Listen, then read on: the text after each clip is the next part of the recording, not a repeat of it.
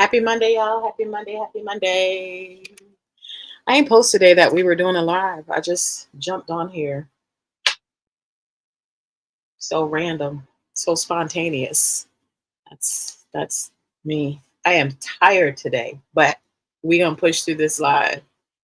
Um, got Mike coming up to join in a minute.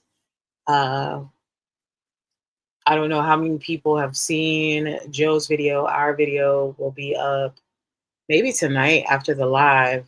Um, I got a little bit more to edit, and then I have to edit another video, and that will be out as well soon. So, got a couple videos coming out for you guys. Hope y'all enjoy them.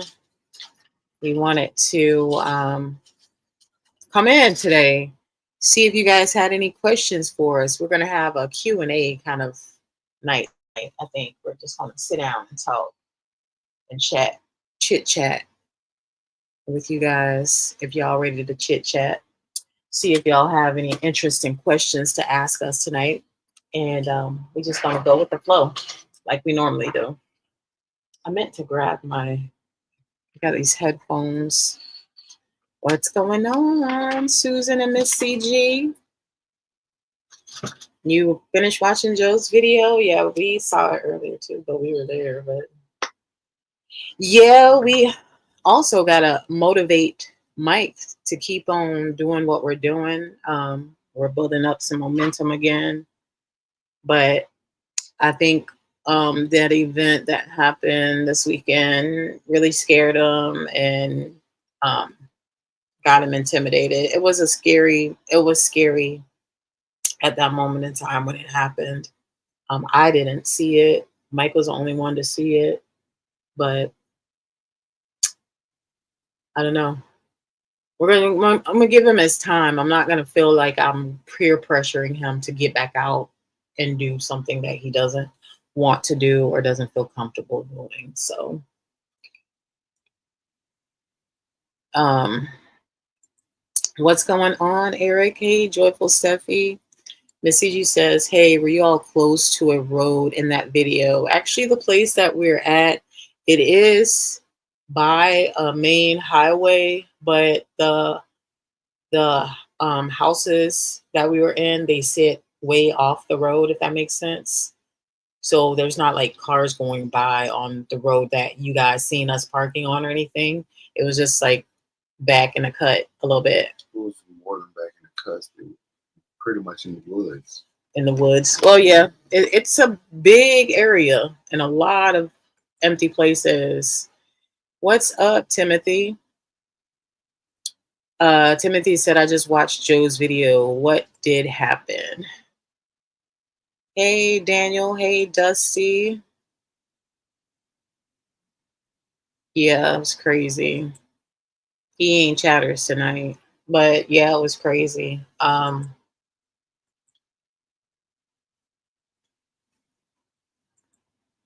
Explain to the people what happened. I'm gonna grab the headphone thing though and grab something to drink. But explain to them what happened when you walked into first. I'm gonna tell you guys this because I'm still editing our video. I got maybe like 5 minutes of our video to edit. Um, there's quite a lot of uh, voices that I hear behind under our voice, and it's a female. It's the same female. It's kind of like I don't know if she's following us or what. But Joe in his video, he picked it up one time, but you can also hear it in his video that he did not mark. Um, and right before Mike saw whatever it was he saw, she was in that house with us. So I don't know if that has anything to do with it. I don't know. I don't know if that's a spirit that has been following Joe. I don't know what it is. And CG said, I was asking because I heard something when you all were standing outside talking. It sounded like yelling, but then I thought it was road noise. You think the cars are close enough? Mm, It is so much. No, We were pretty far off away from the main road. the main road is about, I would have to say, at least maybe 300 yards from the houses, and then it's the houses are surrounded by. Well, in the back of the house, a number of woods. That's in the back of the house. The houses. Yeah, it's nothing else out there. Yeah, besides the prison. That's it. There's no other houses around it. Well, it was a prison, so yeah, there's no other houses around it. It's surrounded by woods. But yeah, they heard the voices too. And if you go back and you watch Joe's video, especially at the end of the video, when he starts to pray, though, so what was it? As soon as he said She, God or something. God, That's when you heard the first sound. or he said Jesus, you heard a like a breath. You can hear a female breathing. I don't know if it was female, but you heard breath. It's a to me, it's a female. Well, you can hear a breath, and I thought it It was. was throughout the whole prayer. I thought it was one of us breathing hard, but we're not at all, and we're not close enough to the camera to where you can hear. Like we would have to be like, Up in the like camera. that. Yeah, it was in the camera. You can hear it clearer, more clear on my recording than you can on Joe's. Like it maybe it was closer to mine, but you can still hear it on Joe's camera. What's going on, Hazel? I'm gonna explain what happened. Um, I'm gonna let Mike explain. I'm gonna go but get I'm gonna something do to it drink. like later on when more people here because I don't want to explain it again. Um, be honest with you, I really prefer not even talk about it because it was just that scary.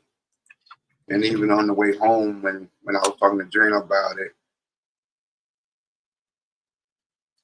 put it this way, it's something I never want to experience again. Um, but it's crazy because when we first went in the first part, when we was doing our intros and stuff, and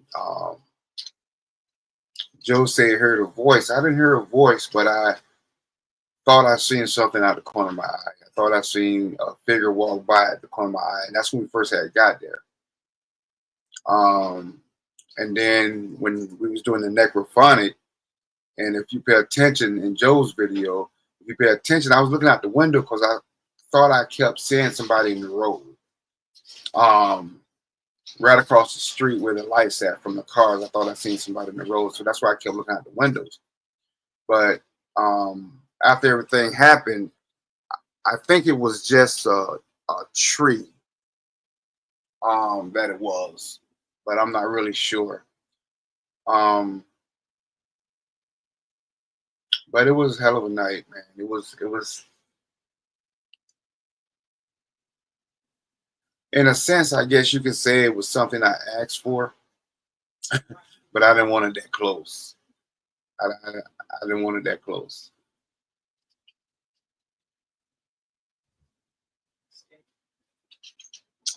It was one of the most terrifying, scariest things I ever experienced in my life. It got me second thinking about even doing this, man, because I don't want to experience that again. I mean, it had me so scared to the point I wanted to cry. I mean, that's just how scared I was. And I wanted to get out of that place.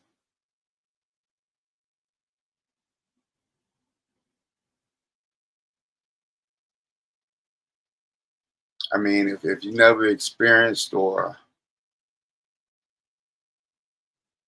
I have to say, if it wouldn't been in my face and I seen it from a little distance, at least across the room, it probably wouldn't affect me as bad. But it was literally here. You know what I'm saying? I mean, it was so close to me that it blocked out my flashlight. I didn't see no but darkness.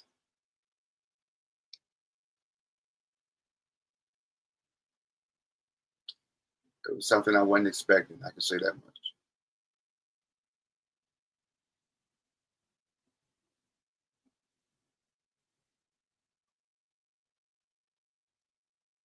And it's crazy because I know it wasn't a human. I I know it wasn't a human.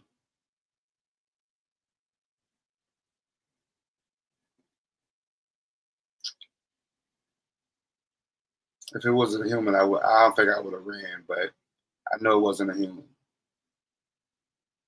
And I'm glad when it happened. I'm glad, because well, for some reason at night, um, Gina was walking off from me a little more than she usually do. But I'm glad she wasn't on me at that time because I probably would have ran her over. I probably would have knocked her right down. Um,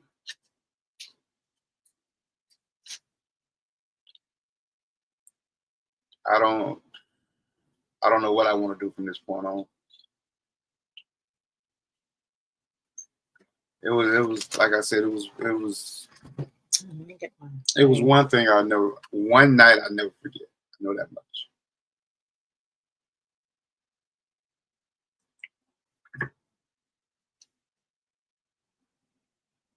So Desi said she saw a figure. She actually saw a figure. I sent a photo to Joey. You guys are so great. I pray you guys find peace and blessings. Thank you so much, Douglas.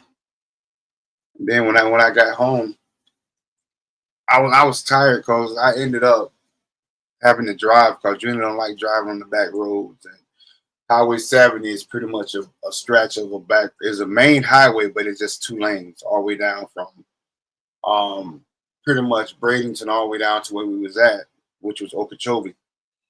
So I had to end up driving home, and I was exhausted, but I still was able to make it.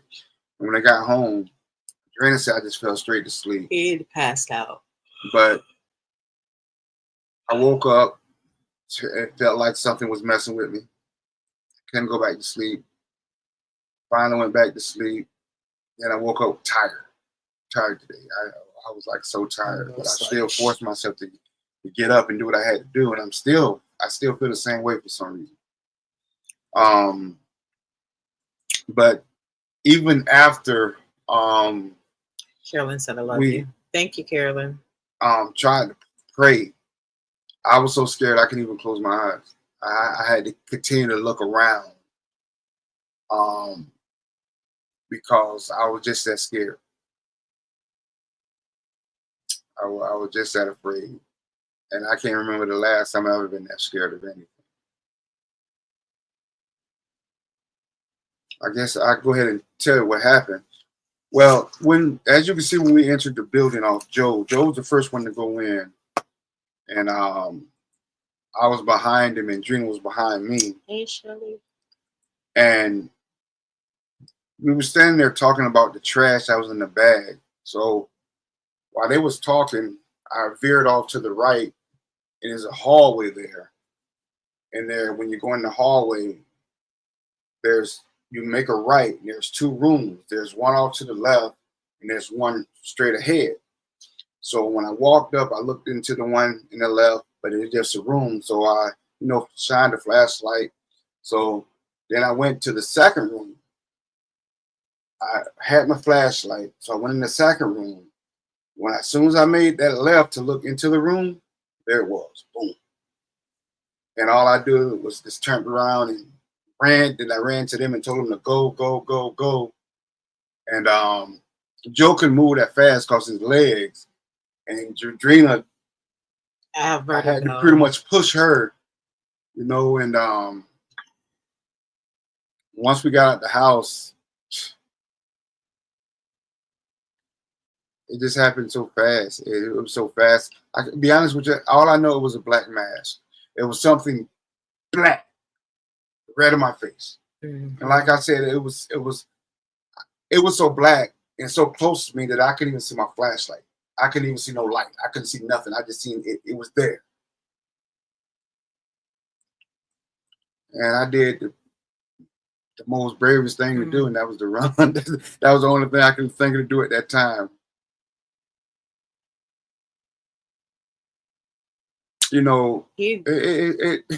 I sit here and laugh about it as I sit here and think about it, right? Before I started doing ghost hunting, I used to watch ghost hunters all the time, and they had this guest. He was a wrestler. I can't remember his name, but he was a big black guy. He was a wrestler, and they was in, I think, a prison, if I'm not mistaken. I think they was in a prison, and he seen something. He took off running and yelling and screaming, and that's what I thought about with myself. That's where I felt, I guess, because I felt helpless at that moment in time. Yeah. Missy G did say,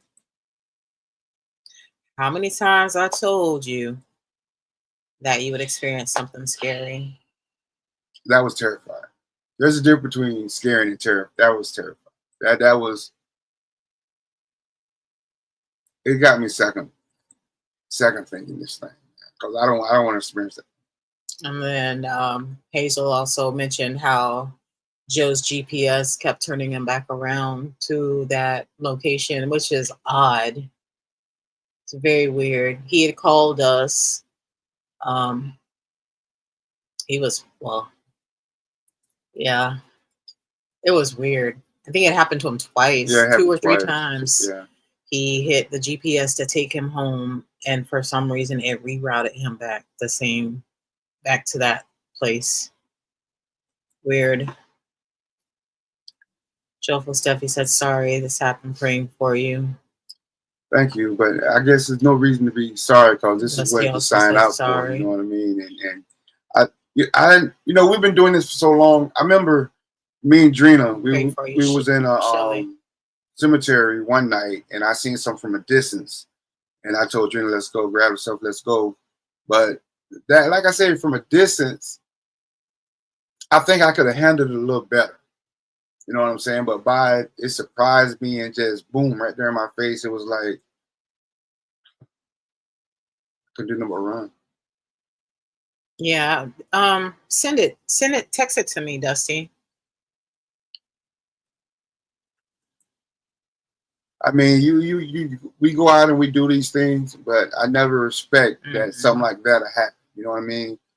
Even in the graveyards, and like I said, at that moment in time, I'm just glad Drina wasn't behind me, because I probably would have pushed her down and hurted her, because it scared me just that bad. Yeah, no, I think it was a cowboy hat that drew it. I'm just saying, but it was scary. I'm like, we have other things planned right now, like we were talking about. I think after time goes by, he'll get back into it. This is something that we enjoy doing. And the thing about it, it's crazy, because we just spoke with a lady over in Newport Richey about doing an investigation at her business, because it's supposed to be haunted. We talked to her Friday we had talked to her, and we was supposed to be setting up her date to go over there and do a live investigation at her fish aquarium. It's a storefront. She says she's been in the business, been in that location for 30 years, and it's been haunted ever since. She said it was built on top of on the ground that an old children's hospital was on. Oh wow. So she wanted us to do that, but at this moment in time, I don't know. I don't know if I'm ready for that yet.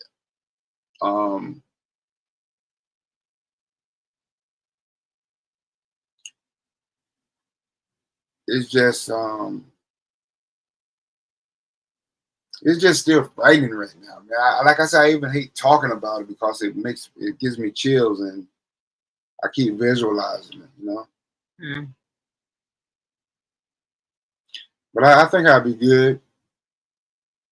Just I'll be good.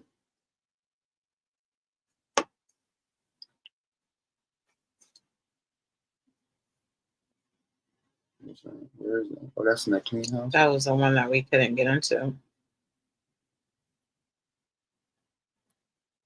touch sees a little boy.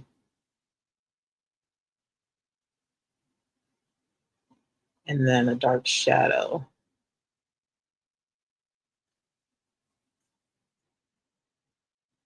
Oh, that was the first The one that was yeah, locked where the up. stacking place, right, right. Mhm. Yeah. So that's I know the only one we what really I didn't get in or like open the the door. the first thing that I seen when we first got there, and both of those things couldn't have been kids. They had to be uh, a big a big something. It wasn't adult something or something. It wasn't nothing I small. heard a female. Every voice I heard sounded like a female. Definitely. Listen to this one. I don't even know if they can hear this. Like I said, I'm in the middle of editing the video still, so I don't want to give too much away. But this is right before I'm gonna go back and watch Joe's video and see if he hears it. But right before you come running back from that back room area, there is a girl. You hear me say, you know my voice. Y'all know my voice. You can hear my voice saying, But after that, there's a totally different female voice that is like mocking me. They might not be able to hear it.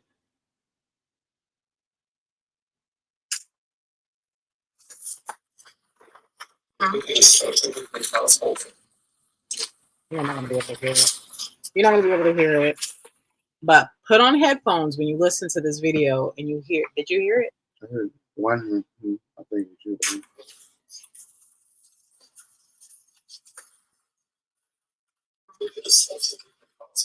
Yeah, I heard it. Yeah. Yeah, you're right under Joe's voice. Yeah. Yeah, under Joe's voice.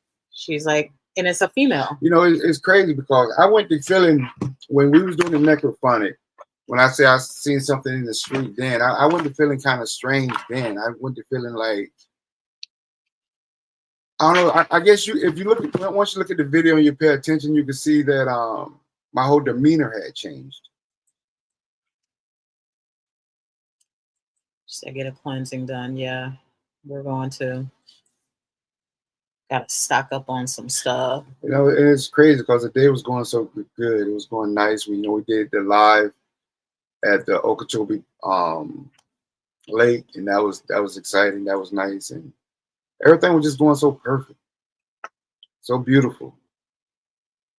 Hmm. You know, even Drina rescued some rats, some mice.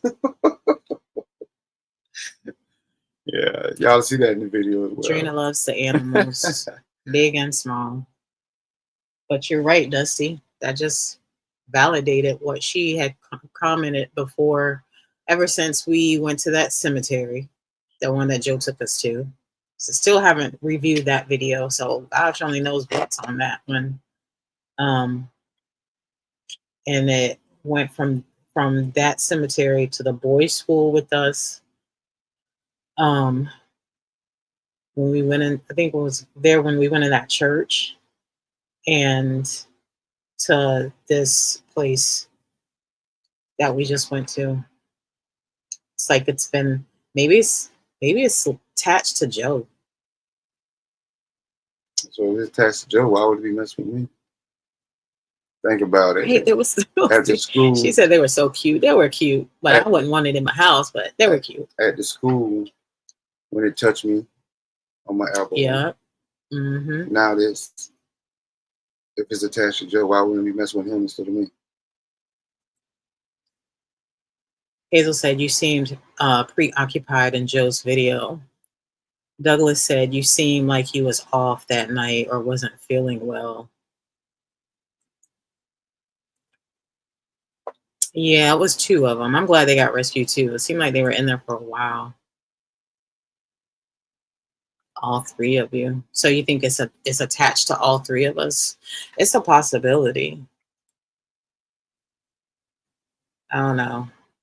It's a possibility. I think what I'm gonna do, I'm gonna finish editing that video tonight, and then I'm gonna review that cemetery video because it just seems like ever since we went to that cemetery, something has been off.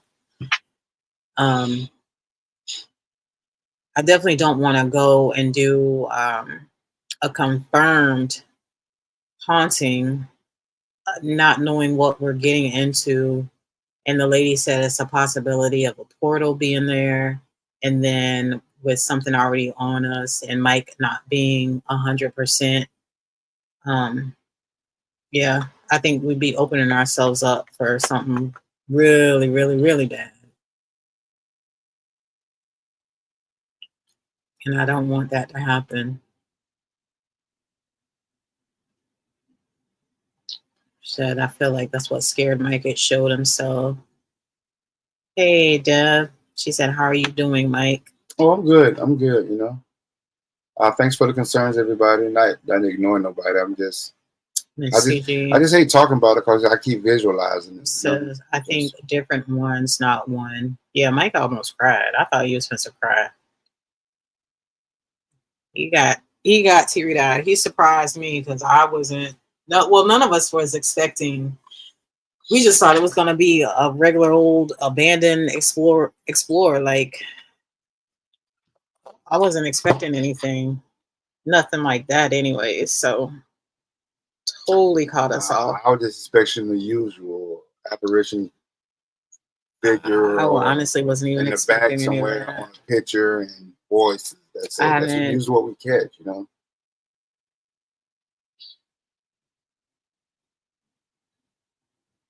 But could say this: it was exciting. It was exciting. It was scary as hell, though.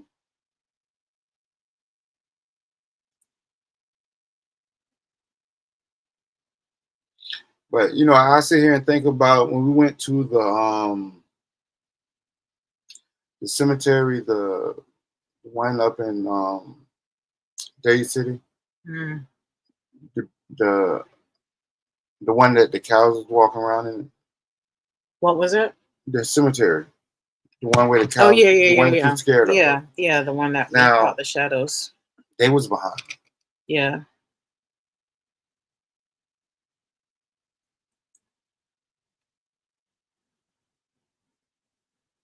Dusty said, "Take your time. You need a process."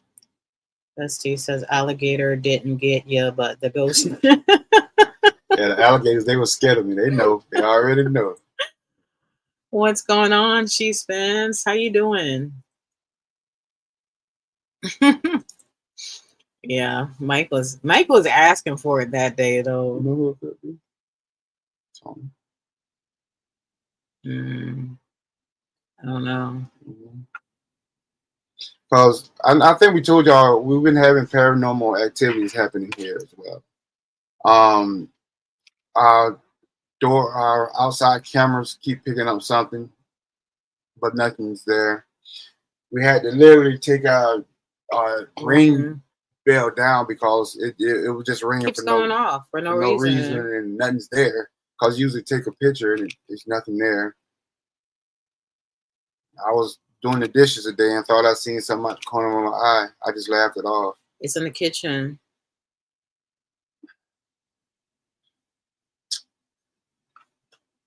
So I don't know. Yeah, Mike was feeling a little frisky with the gators, though. Yeah, I was having fun. I enjoyed that. See, I'm a nature person anyway. I love the wildlife. We both do, but at a distance. I'm not afraid of no gator. You afraid of a gator? Yeah, what the heck? Because it can rip my arm off. It can rip me in half. I can rip you in half. You're not scared kill me in a split of a second. You're not scared of me. God forbid if it grabs onto my head and that's it. I'm done. How would it grab onto your head? I fall because you know I'm clumsy. I fall. It rolls. I'm done. That's it. Yeah, but it was one hell of a night, man. Have you saved your home?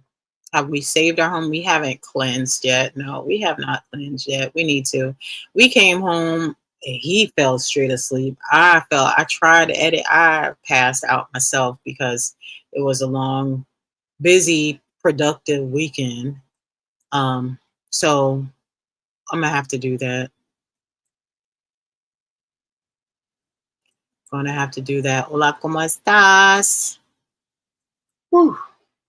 Yes, Saturday night we supposed to be on a podcast with NSPS TV. yeah, that Terry. Don't do it, Terry. Terry. So yeah, he invited us to come on his podcast. Like I said, it'll be 4 other guests on there. There's a husband and wife couple. They do a podcast as well. And then there's 2 other paranormal groups.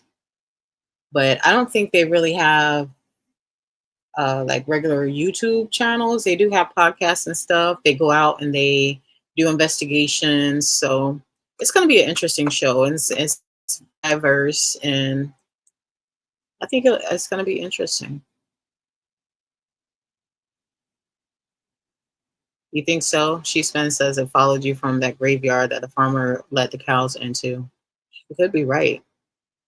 I told Mike we should go back there. This was before that event happened last night. But I told him we should go back there and actually investigate. He's like, well, you're scared of that cemetery. I am, but I guess I am because when I saw the shadows walk behind him, I don't know. We do this all the time, but when you catch stuff and it's solid, to me it's solid. It just was like, wow. It's more of a reality check, I guess, in a sense. Yeah, but the difference is when you see it on video, it's not compared to when you see it face to face In person. Yeah. Yeah. We didn't see it in person. We heard a lot out there. We thought we saw things. Maybe we did. I don't know. But we definitely saw it on the camera. And it was 2. Actually, it was 2 of them. Yeah, it was a smaller one and a larger one. Masiji said it drained your energy, whatever it was. Yeah, we will. She says, stop making excuses and cleanse the house and boot it out. Oh, we didn't make excuses, just did it yet. Drina, Mike. Hello. Mm-hmm. Hello, Stacy. Yeah, we will. Do the yard too. Okay. We will, guys. We'll cleanse our home. Cleanse the home. Cleanse the I was telling Drina tonight. Yard. It's just something's not right. Because right. We've been having, it's been so much going on.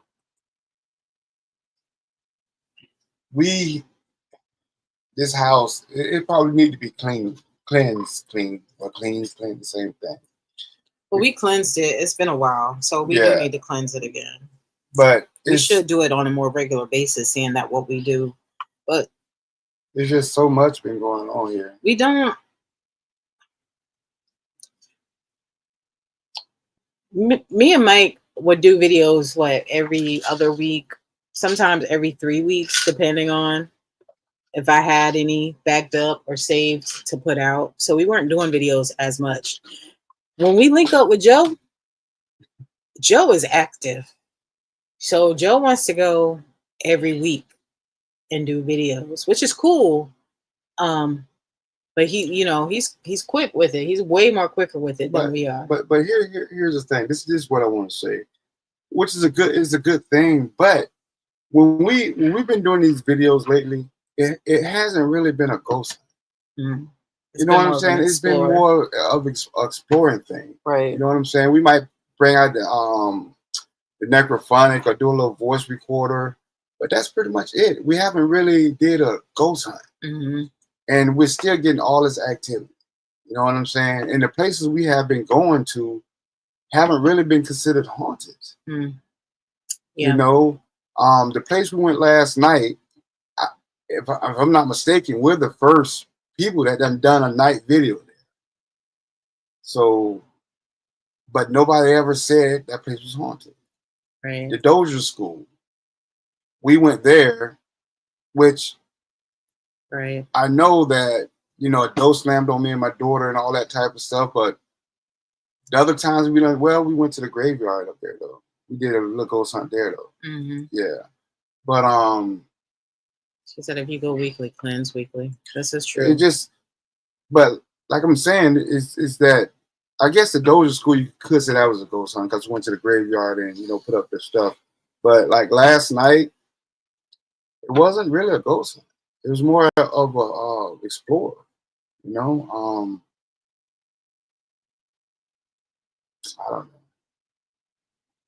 But like you said, well, going to abandoned places, we never know what we're getting ourselves into. Especially when you go to a prison, so you know people die in prison. Going to any place, really, we don't know what we're getting ourselves into. But definitely, a lot of these abandoned places, we don't know what's going on or what happened there or what happened there after the fact.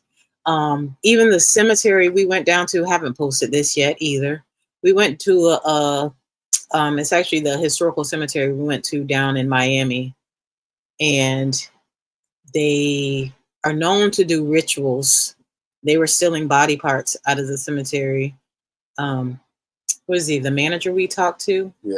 Yeah. He said he confirmed they were finding all kinds of weird stuff out there at that cemetery that people were doing. You know, people got sick minds, and they find dead birds and chickens and stuff that they do their voodoo and whatever else they're doing out there. So yeah, we went to that graveyard because of what's her name?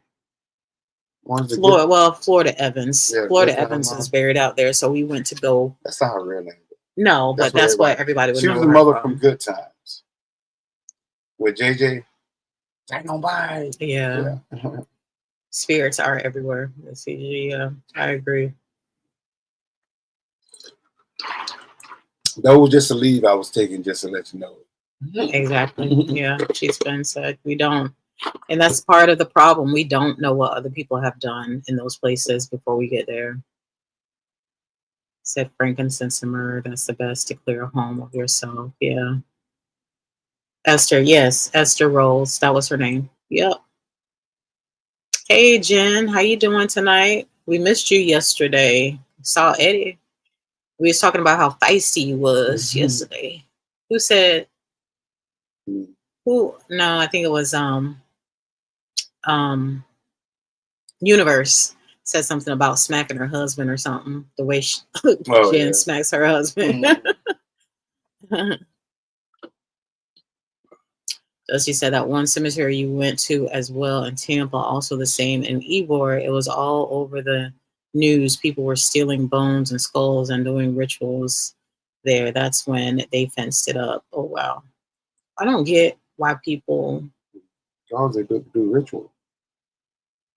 And then some of them are grave robbers. They go down there for the jury and that type of stuff too. Well. Yeah. I might be, I don't know. Mike may have changed my mind. There was a place I saw. Let me try and pull it up real quick. You know, I like to watch. What was that guy's name I was talking to you about the other day? The old man. I don't know. I don't know people's names.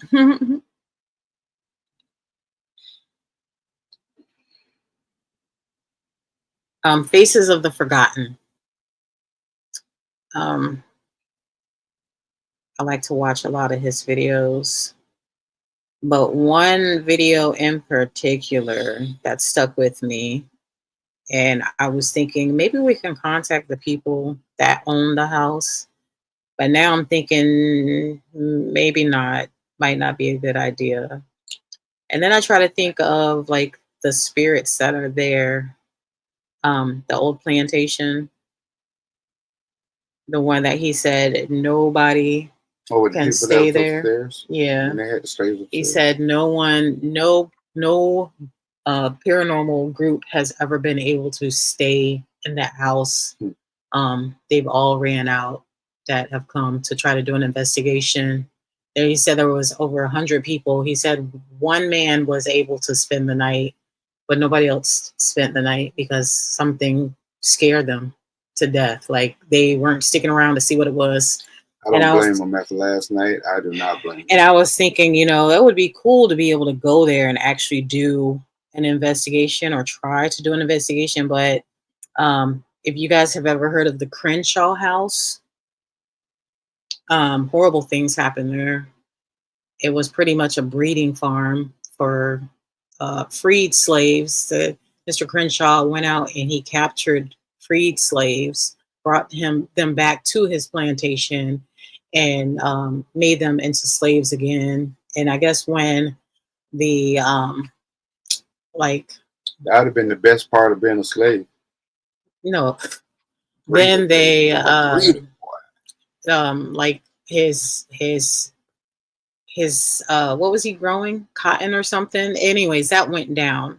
So he kept slaves in his attic. Mm. Some, he said it was like 5, maybe 10 slaves in each little cell. And then they had one cell with his male that he bred all the female slaves with. Yeah, because he was the biggest, strongest male, the Right. alpha male. And he would torture these people and just do horrible things and breed them and sell the babies or sell the women because they sold at a higher price at the time.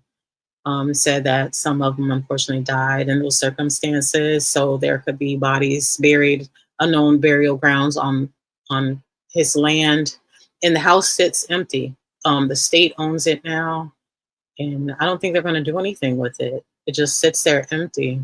So it's got a real creepy backstory to it, sad backstory. And I feel like a lot of the spirits of those slaves that were tortured are just there, and I don't know. They're wreaking havoc on anybody else who comes in. Just got the chills again. Yeah. I was just thinking about, the situation. Yeah, bugs breeding males. Um, the situation from last night. And I thought about that gate closing at the cemetery that night at the boys' school. Mm-hmm. I wonder could that be the same spirit that was there inside the school? Mm-hmm. That's just something. Just maybe I don't know. Good to see you too, Eddie. I didn't see you sneak in. What's going on? What's going on? But yeah, I'm thinking just backing off on that one. That's one place I think I'll scratch off my list of places I want to go. Well, I can say this much that after last night,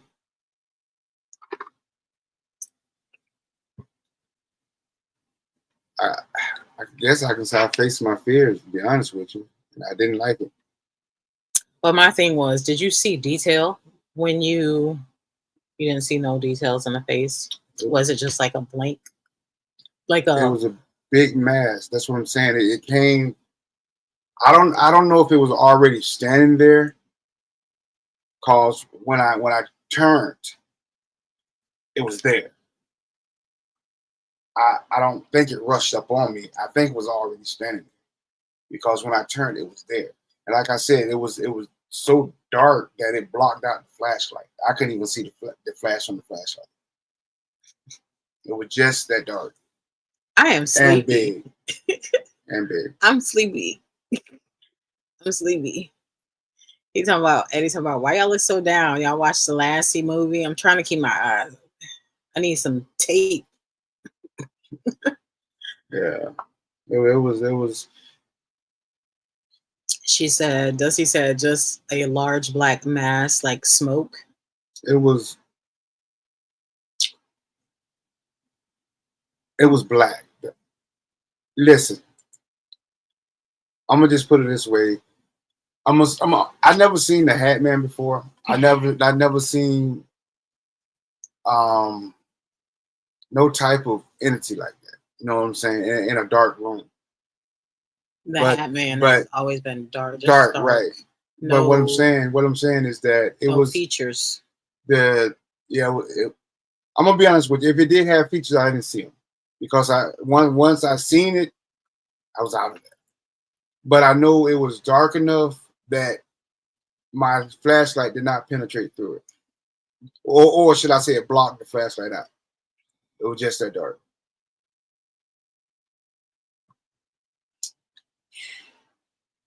I I don't know. I know I don't. I know I don't want to experience that again. But I know that. Well, that's one place we're not going back to. And then the thing about it, the way that the room is, just think about if you walk in a room and you have the wall in front of you. You know what I'm saying? So the only way you can go is left or right, however the room is built, and that's what it was. I had the wall in front of me. When I went to make that turn, that's when it was there. And I wasn't finna stick around to find out what it was as well. But I know it wasn't a human. I know it wasn't an animal. I know that fact. Could I describe it and tell you what it face wise? No, I can't. But number one, I didn't stick around long enough to find out. I think only a fool would probably did that. And I wasn't going back in there to try to find out. Hmm. I didn't even think I could still run that fast, to be honest with you. I felt like everything was going in slow motion. Slow motion.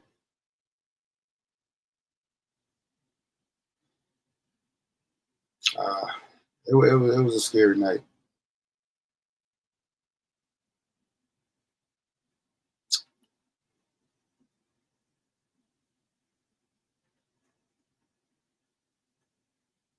Yeah.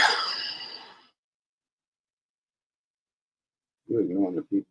I'm sorry, y'all. I'm trying to find a article that talks about um there was an assault, I think there was a murder at that prison, and I'm trying to find the article to read it. Ah, Dusty said she thinks it's still from the graveyard. She said, "Bruh, you don't stick around when air compressor kicks on." So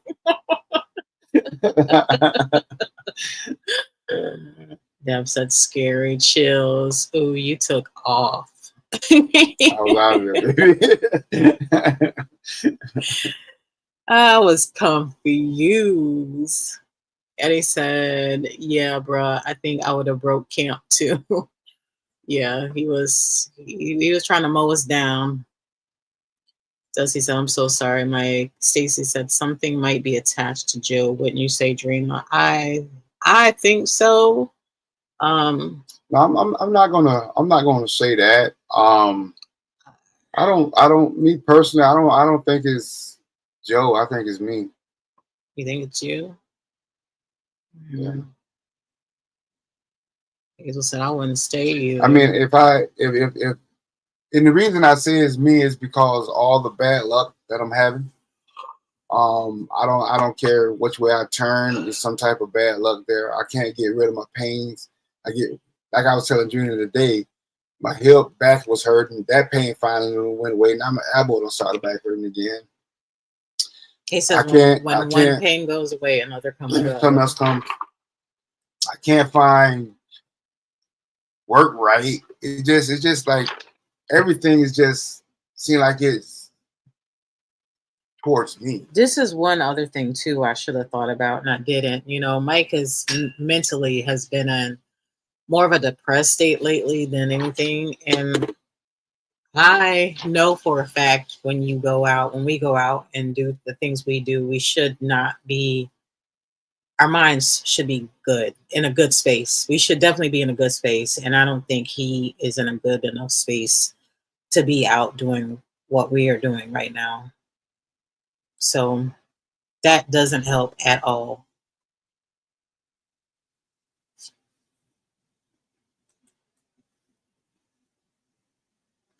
Yeah, Dusty said she was picking that up as well. You open yourself up more. Yeah. You know, he gets frustrated because I always try to stay positive.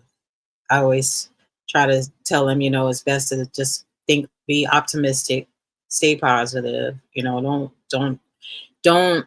I learned years ago to not stress um, over things that I don't have control over.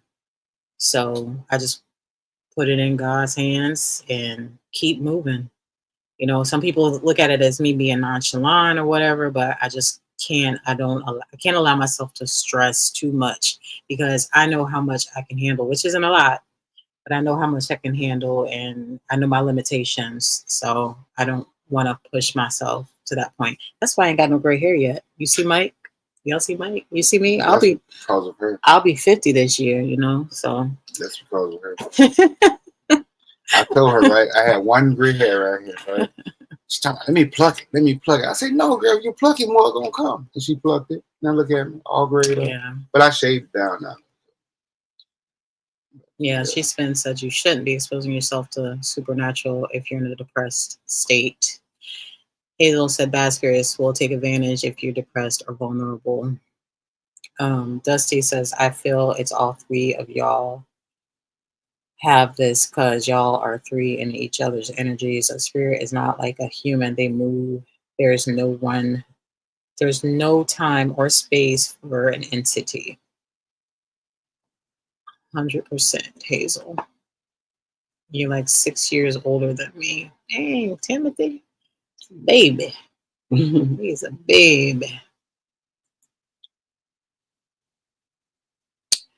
But yeah, so we're gonna cleanse. We're gonna get ourselves right. We're gonna go back. We got to go back to that cemetery and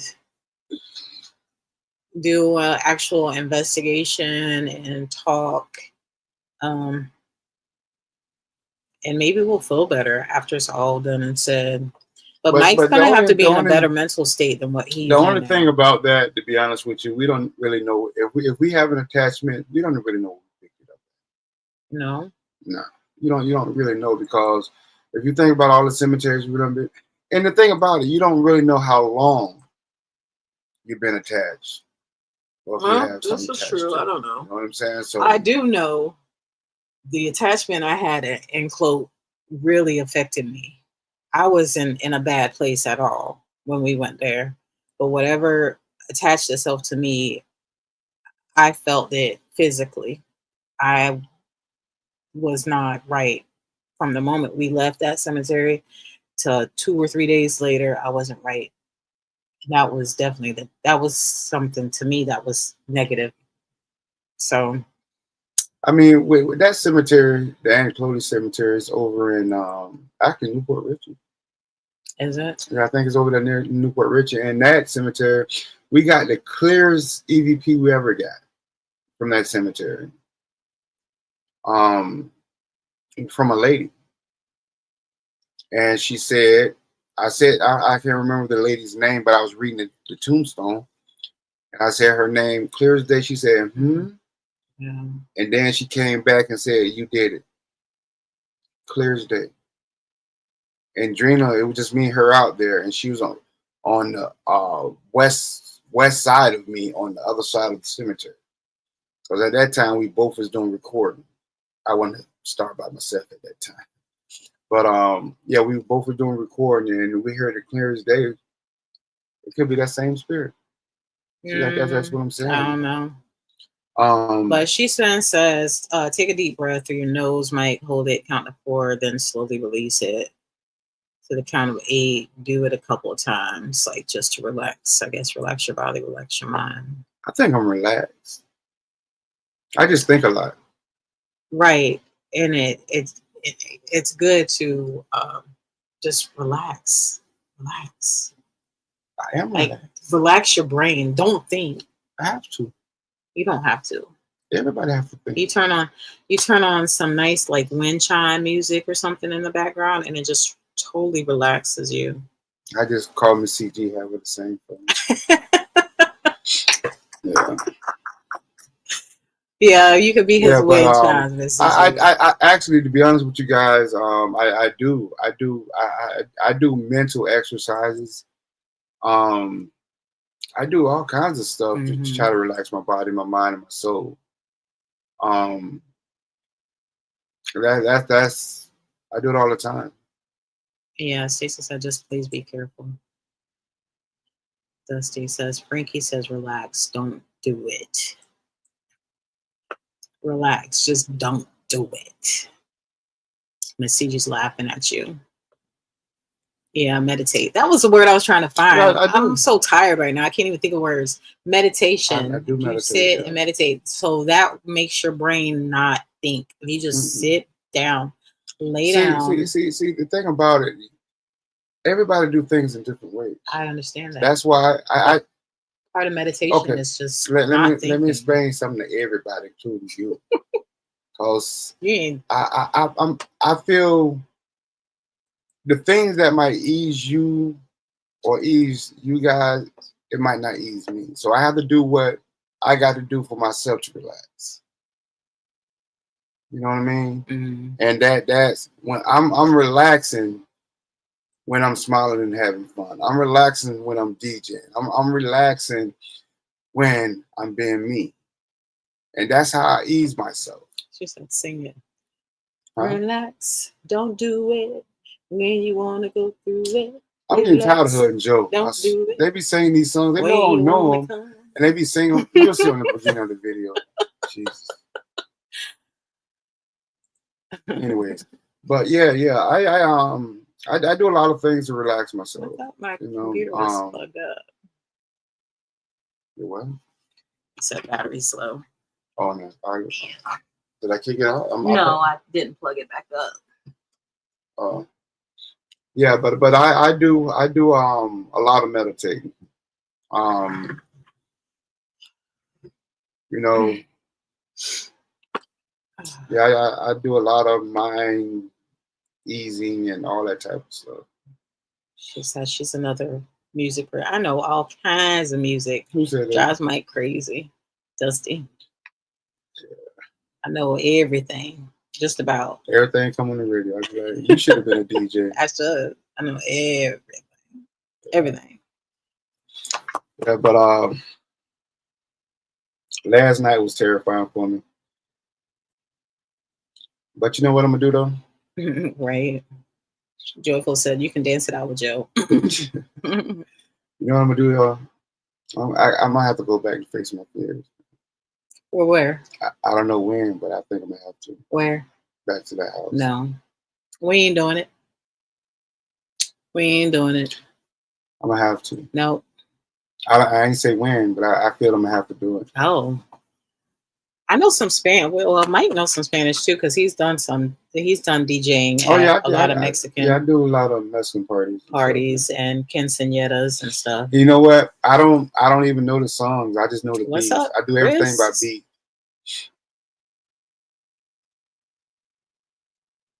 I do a lot of blending and mixing, so I do everything by Chris say, sorry to see what happened to you the other day. Chris the fam. I thank y'all.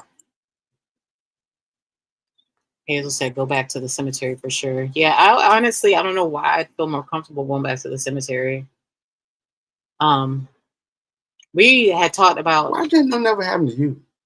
Because I'm positive. That ain't got nothing to do all with it. The time. Actually, it did when you got that possession from Aunt Claudia. Yeah. Yeah, that's the only thing that ever happened to you. Yeah.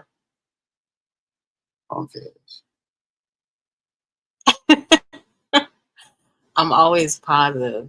I deal with negativity. I'm positive. I deal with negativity all day at work. So and then you come home and deal with more negativity. Outside of work, then I'm like, ooh, my mind is free. Till you get home. No, my mind is free. I'm just checking. I'm just making sure. Do you have any holy oil? We do have holy oil. Thank you to Miss CG. We appreciate that. We love you for it. Dusty loves her mariachi. We got one of our neighbors that lives up the street. They have a mariachi band. Oh Were you yeah, hungry yeah, that night? yeah, They were yeah. crossing the street. When I was doing security, bouncing at different clubs, I used to be to the Mexican bars all the time doing security. Yeah, but you know their music sound just like Jamaican music and techno music because all the beats is pretty much all the same. Gotta go party, yo. All their beats is pretty much the same.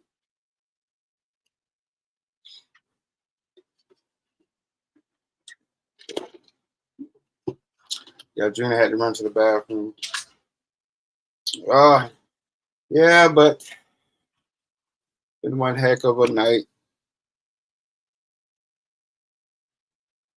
So for you guys that ain't experienced the type of stuff I experienced, you don't want to.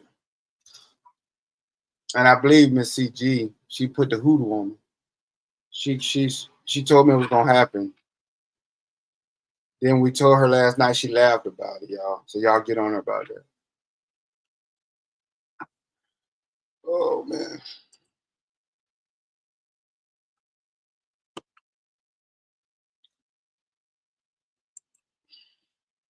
I don't even know where Gina left off. Hello, Christopher.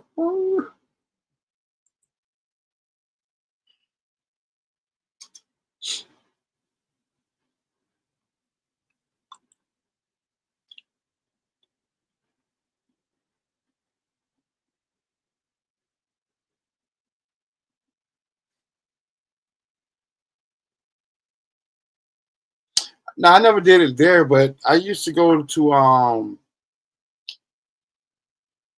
man. It was in Ruskin. Coyotes. It was called Coyotes in Ruskin. I used to do security there, and they used to fight every freaking Friday. 2 o'clock is guaranteed to be a fight. Every freaking Friday.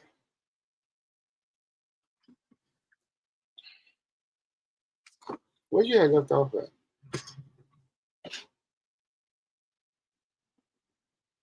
Huh? The TV just turned back on. Where's the remote? Over there.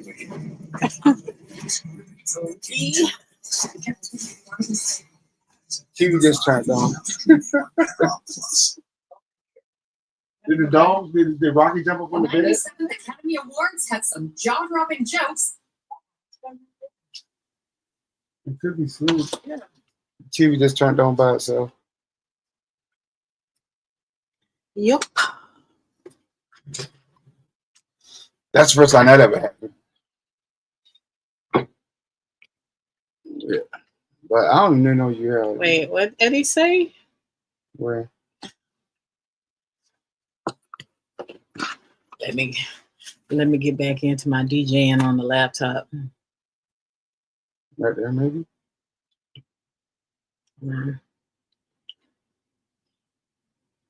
Chris said, stay strong. Dusty said, leave Miss CG alone. Miss CG said, you kept saying you wanted it. Not that close, Miss Right. CG. Don't do that. Right, Dusty.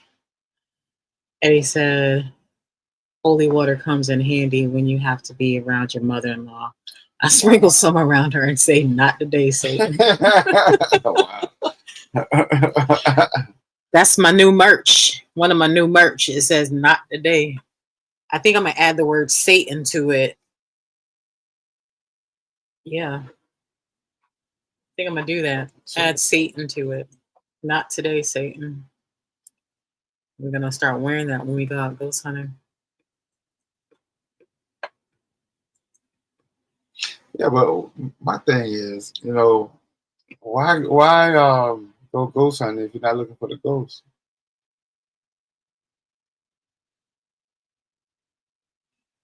I mean, we want to find evidence. We want to document the evidence. We want to share the evidence with you guys. I'm gonna have to start wearing that body cam again. That's why we go and do what we do. We don't want no possessions. We pray that we don't ever have any possessions. We pray that we don't bring something terribly, terribly bad home with us. And attach itself to us. Did y'all see the TV turn on by itself though? It looked kind of like fishy, but you can see it. Oh, oh, sorry. Thank God I got on glasses. But this is a TV right here. You can see it out of the corner of your eye. It just when I walked by, it wasn't on. It goes to sleep. The TV goes to sleep if it's not active and it turns off. It's weird. Whatever. He didn't do it till you walked by. So you're the one. I'm the one what? I ain't got nothing on me.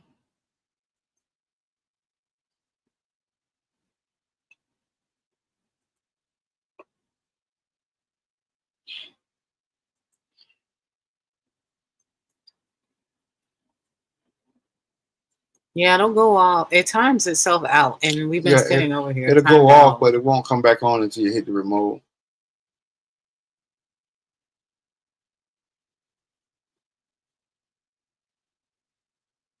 Yeah, he wasn't wearing his body cam. Hazel said, "I noticed you weren't wearing the body cam. Probably why it showed itself to you." Yeah, I don't wear it. I stopped. I've been stopped wearing it because it's a cheap one, and Drina don't like the way it shows.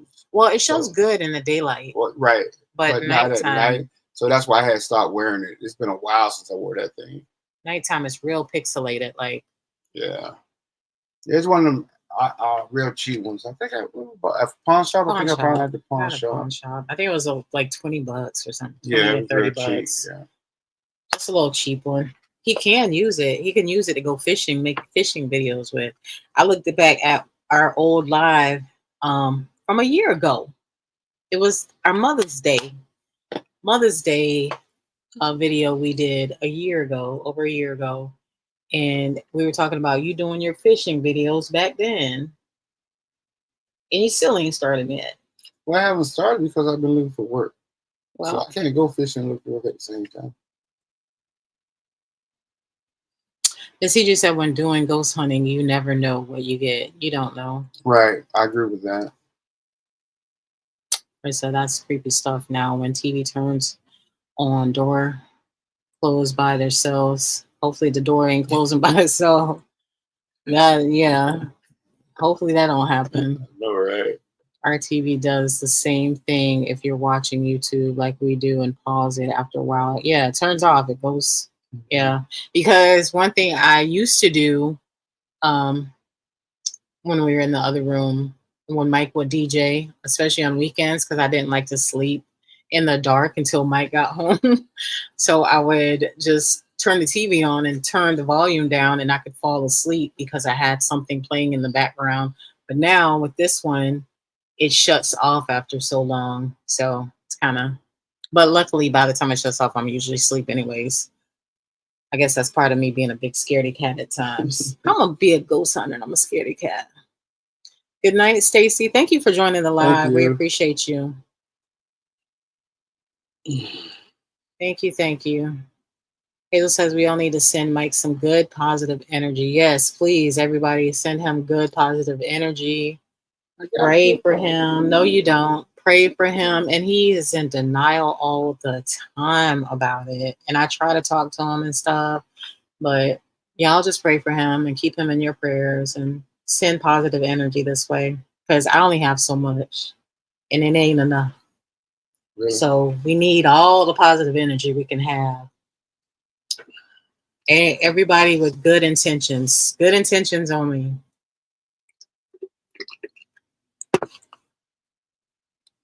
He said, well, after Mike recuperates from this, y'all gonna have to go back and finish what you started. That's what I just said. LOL, I'm singing the song now. Yeah, I got to. I think I'm gonna have to end up having to face it. Or it's just gonna haunt me if I don't.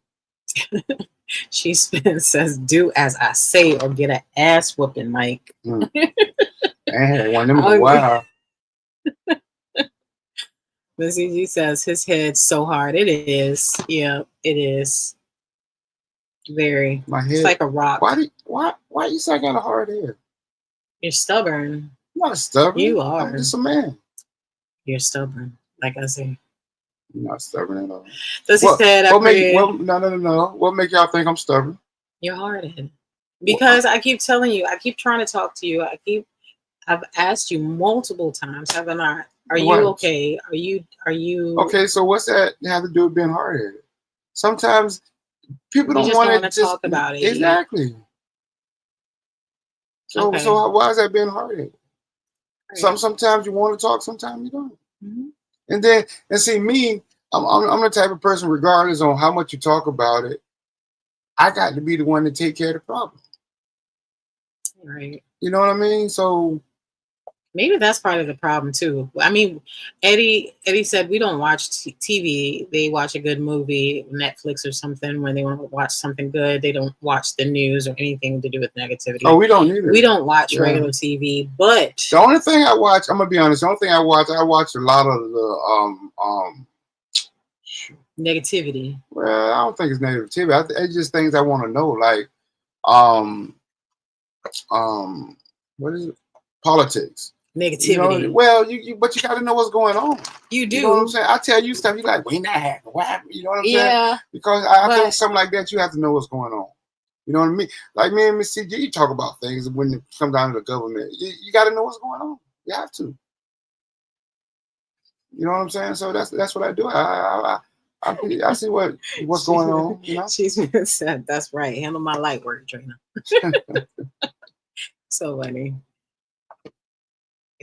Does he say you need to process it before you speak on it, Miss CG? You know how we go at it. You do have a hard head. But that's different. Mike, if you feel because y'all want things y'all way, no, it ain't gonna be it. So I got to put you in your place, and I got to put her in her place. And I do it by myself. How about that? That's just your manly mentality trying to break through. No, that be telling the truth, and y'all don't want to hear it. No. Yes, you got a woman's point of view, and you got a man's point of view, and both of you guys always want to be right point of view.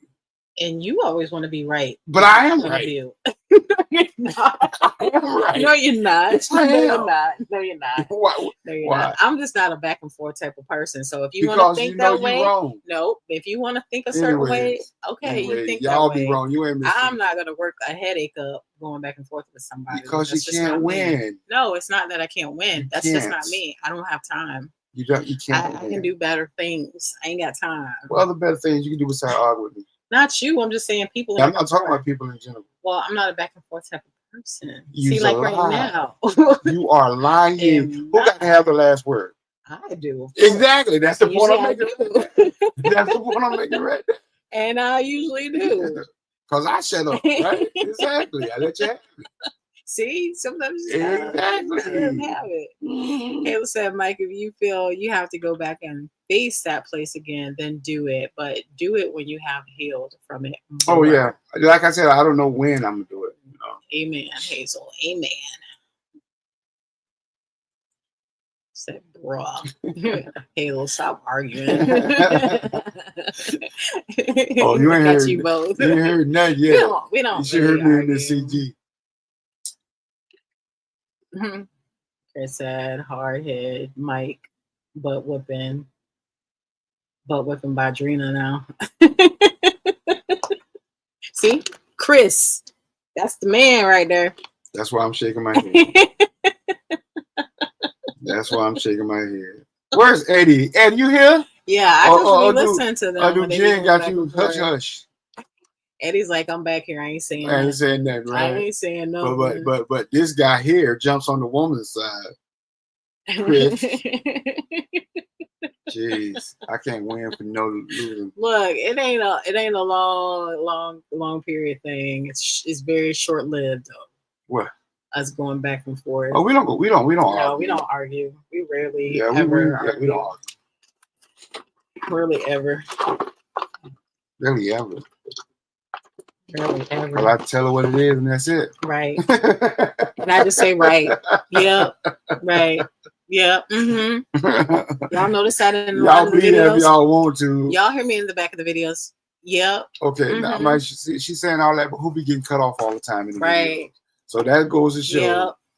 I am bad at trying to finish people's sentences. I will. People's are mine. Yours. Oh, you got this other man. Joe. I be doing it to Joe too. You notice I do it to Joe. I guess that's your other man, then, No. huh? We just all partners in crime. Partners in crime. Yeah. Well, there he is. He comes out to hiding now. Eddie says, she spins, you are so right. What she said? She says, Eddie says, my name is Bennett and I Oh, ain't in okay, it. yeah, I guess You're so. on your own, brother. That's messed up. I guess.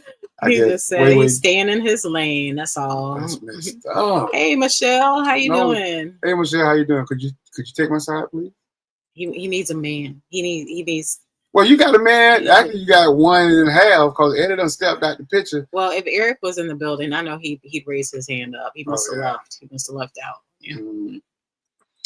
Everybody against me. I'm gonna cry. He gets so mad because when we go to stores and stuff, he'll ask the cashier stuff. No, I'll tell the cashier. See, knowing they're gonna. This is why you don't get married. This is why you need to stay single. Knowing they're gonna agree with my side because women just naturally stick together. Not all anyways. Well, usually we do. So I'm not the ones that want to be a man. Wow. Anyways, Dusty said, I officially plead the fifth. Yes. Hey, Christina, how you doing? Case Solo had a man. Huh? Solo had a man. Solo had it. And Dusty said, yes, we do. We stick together. Women normally stick together. He's ridiculous. But y'all need to learn not to stick together when somebody's wrong. He's ridiculous. He hates when I say that too, when I call him ridiculous. Because he's got the word ridiculous. It makes him so mad for some reason. It's funny. It is. But why you do it then? Because your skin bothers you. She like to say that word ridiculous, and then she say, what's the other word? She said, I don't like special. Yeah, I think special. It's special. I call him special. You're special. Eddie says, did you just say Mike needs a man? God created Adam and Eve, not Adam and Steve. You don't need a man. No, I didn't say that. I don't know. Really, Eddie? Hazel says she sticks to herself. It's easier that way. Stick by myself. Stick to myself. Who's acting like a child right now? Who is? Who acting like a child right now? I don't know. Who said that, Dustin? Miss CG says she gonna remember that. Remember what? You don't like the word ridiculous. She's been says the rapper Positive K, not K Solo. I got a man. Oh, you know he rap both parts, right? I didn't know he rap both parts. I didn't either. What? I'm gonna have to go back and watch that. Do they have a video to that song? Okay. What? He's 2-1. Wow. See, right, Hazel. What? He did both parts. That's why the female was never found. Wow. Interesting. K Solo sounds like a character from Star Wars. Oh, they sped up his vocals to make it sound squeaky like a female. Because it almost sounded like what was her name? Kate, was it Kate? Not Kate, Michelle. Michelle. Yeah, Michelle. That's who I thought it was. I gotta look it up. Go ahead. Michelle says, I apparently missed something, but I'm on Drina's side as us ladies need to stick together. See, she don't even know what we're talking about. And she still agreed. Because we're women. Women stick together. We always, it's just normal. Girl power. Girl power. Can't even shake my head. Thank y'all, ladies. I think the women outrule the men in this live anyways right now. We probably got 2% of men in the live chat. Yeah, you know why that is, right? They're here because of me. No, they're here because of me, baby. He's so full of himself, it don't even make no sense. Let me go get my cowboy hat now. Don't make no sense. She says, nope, it was him on LL Cool J's radio. They have. She's talking about. She said, yep, it was him. The rapper. She said, yep, it was him. She said they slowed the vocals down, and it was. Dusty said, "Amen. We stick together. Powder puff girls rule." That's right. That's right, Miss I'm CG. shutting up. Ain't saying nothing. That's else. right. I'm sorry. Since I ain't got no backup. Girls rule. Come on, Eddie. Where you at? He's scared. Eddie. Eddie. He just said something. Back up. Back up, your boy. He's scared. He know G ain't gonna put it on him. Put him in the doghouse. When we tried to join your live last night, we were still on the way home and we didn't have a good signal. And then we just went ahead and got off because it kept going in and out. So we weren't able to watch it or jump in.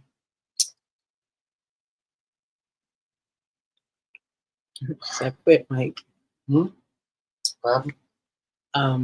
Joyful Steffi said, hubby and I will start to argue. Then I do something silly, make a face or sound. We both laugh. We always laugh together. You know what, though? When me and Drina get in a real argument, she would not say nothing to me. I'm the one I always got to come say something to her. All the time. See, y'all think Drina is innocent. I think she's just angel. She is. She's angel. No. You know what? You know what? She done broke over me about 50 times. Tried. She done broke over about 50 times. She tried. Well, where we at now? That's because of me. I'm about to give up. Run away. Go hide or something. Oh, man. I'm sorry, y'all. Talking about she love me.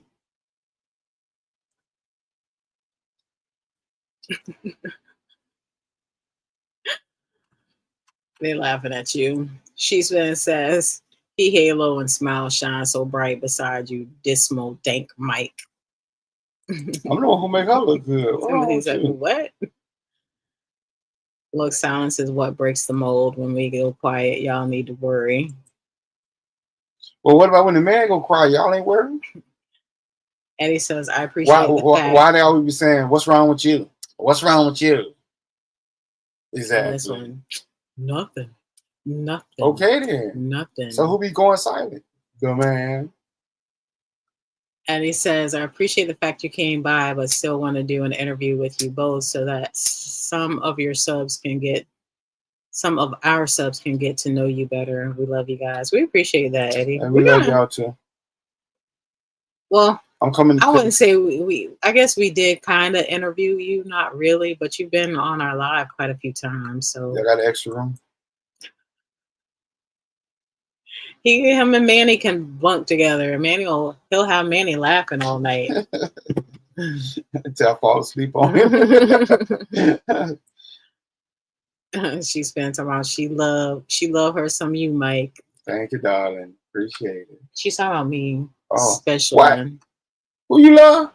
She said I love some you. Oh no, she's girl. I thought you thought you loved me, girl. Oh, you love me? Tell the people you love me.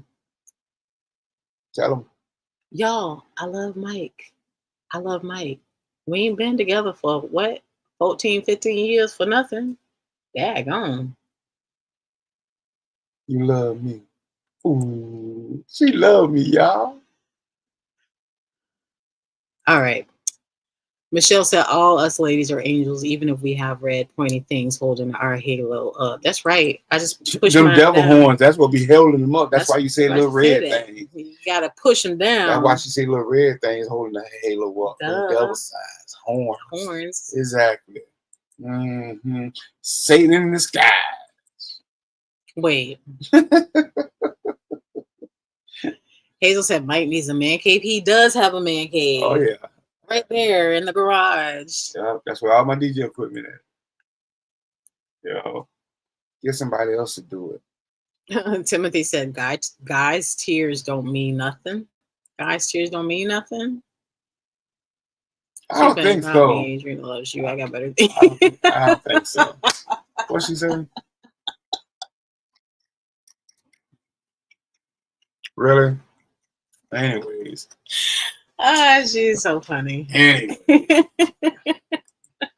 Miss CG, where you at? Miss Hazel, ain't nobody got my back. Not nobody. Damn. I gotta find me some friends. Oh boy. Nobody got me back to leave me Too hanging. funny. That's Jova messed Stuff up. says when we were dating, I gave hubby the quiet treatment for a whole week. Once it was over, hubby said, "If you ever give me silent treatment again, I'm done." I don't know about a week, but that's a long time. Listen, she can't give me that long. She's been says If, love if, is fleeting. if it Running go away if it from go you, one Mike. day, if it go one day, she'll be asking me, "You want something to eat? I'm gonna cook. You want something to eat?" Dusty said, "I got you, Mike." Oh, now you're on my Miss side? P, she said, way back, way back. Eddie said, "Just so you know, I'm working on my second CD titled Remembering Roger, and I'm going to give you both a copy." Oh, nice. Why don't you put me Still on it? about 5 songs. What you going to do on it? What you mean? What am I doing on it, girl? Girl, you know I got these lyrics over here. Let's not start again. You know I got these lyrics. But once I hit 10, it's on and popping, baby. He's got 5 songs, so he's trying to get up to 10. All right. I'll be waiting on my copy. And you got to autograph it, too. You going to do that remix of I Want to Be Your Man? Michelle said, "I still love you, Mike. It's okay." Who said that? Michelle. Thank you, Michelle. I really appreciate it. Love Timothy you too, said, boo-boo. "I need some friends too, Mike." Well, there you go. Timothy, meet Mike. Mike, meet Timothy. What's up, Timothy? Timothy. Yeah, a week. What's your favorite color? When you was born? When your birthday? How many kids you got? Oh my goodness. When is our first date? Y'all gonna have a play date? Thank you. Hey, I got me a friend now. Timmy, my friend. I thought Eddie was my friend too, but he kicked me to the curb. No, he kicked me to the curb. You for to take up for a friend. You for to always have your friend Eddie back. ain't about that 100%. drama. Eddie and Jen ain't about that drama. See, I know why he ain't about the drama because he know Jen and Jack. He stays away from the drama. What are you doing? Oh, before it gets too late. Well, it already is kind of late, but if anybody wants to come up and chat for a little bit, we are gonna post the link there for you to come on in. She says one friend is not a healthy relationship. Does not make a healthy relationship. One friend. You and Timothy. Yeah, me and Timothy, we can be friends. You know why? Because see, one friend, you ain't got to worry about him talking about your back because you tell him something, and then it get to somebody else. Timothy said, "What's up? Is this 20 questions?" Yeah, 20 questions. You got to get to know somebody. You just can't become friends and don't know a person. 20 questions. Yeah. I'm glad Mike has his buddies now. See, he brightened up. That's all he needs is little friends. Just to go to sleep. That's what friends are for. She need to go to sleep. Ain't it past her bedtime? Through good times and bad times. You gonna ask why? You got to make sure there ain't no serial killers. Oh, this is true though. Yeah. I have enough problem with ghosts. Then I gotta turn around and worry about my friend too. We got Hazel needing to go pee. She been laughing so much. But yeah, see, a lot of times Mike just needs to get on, talk, get,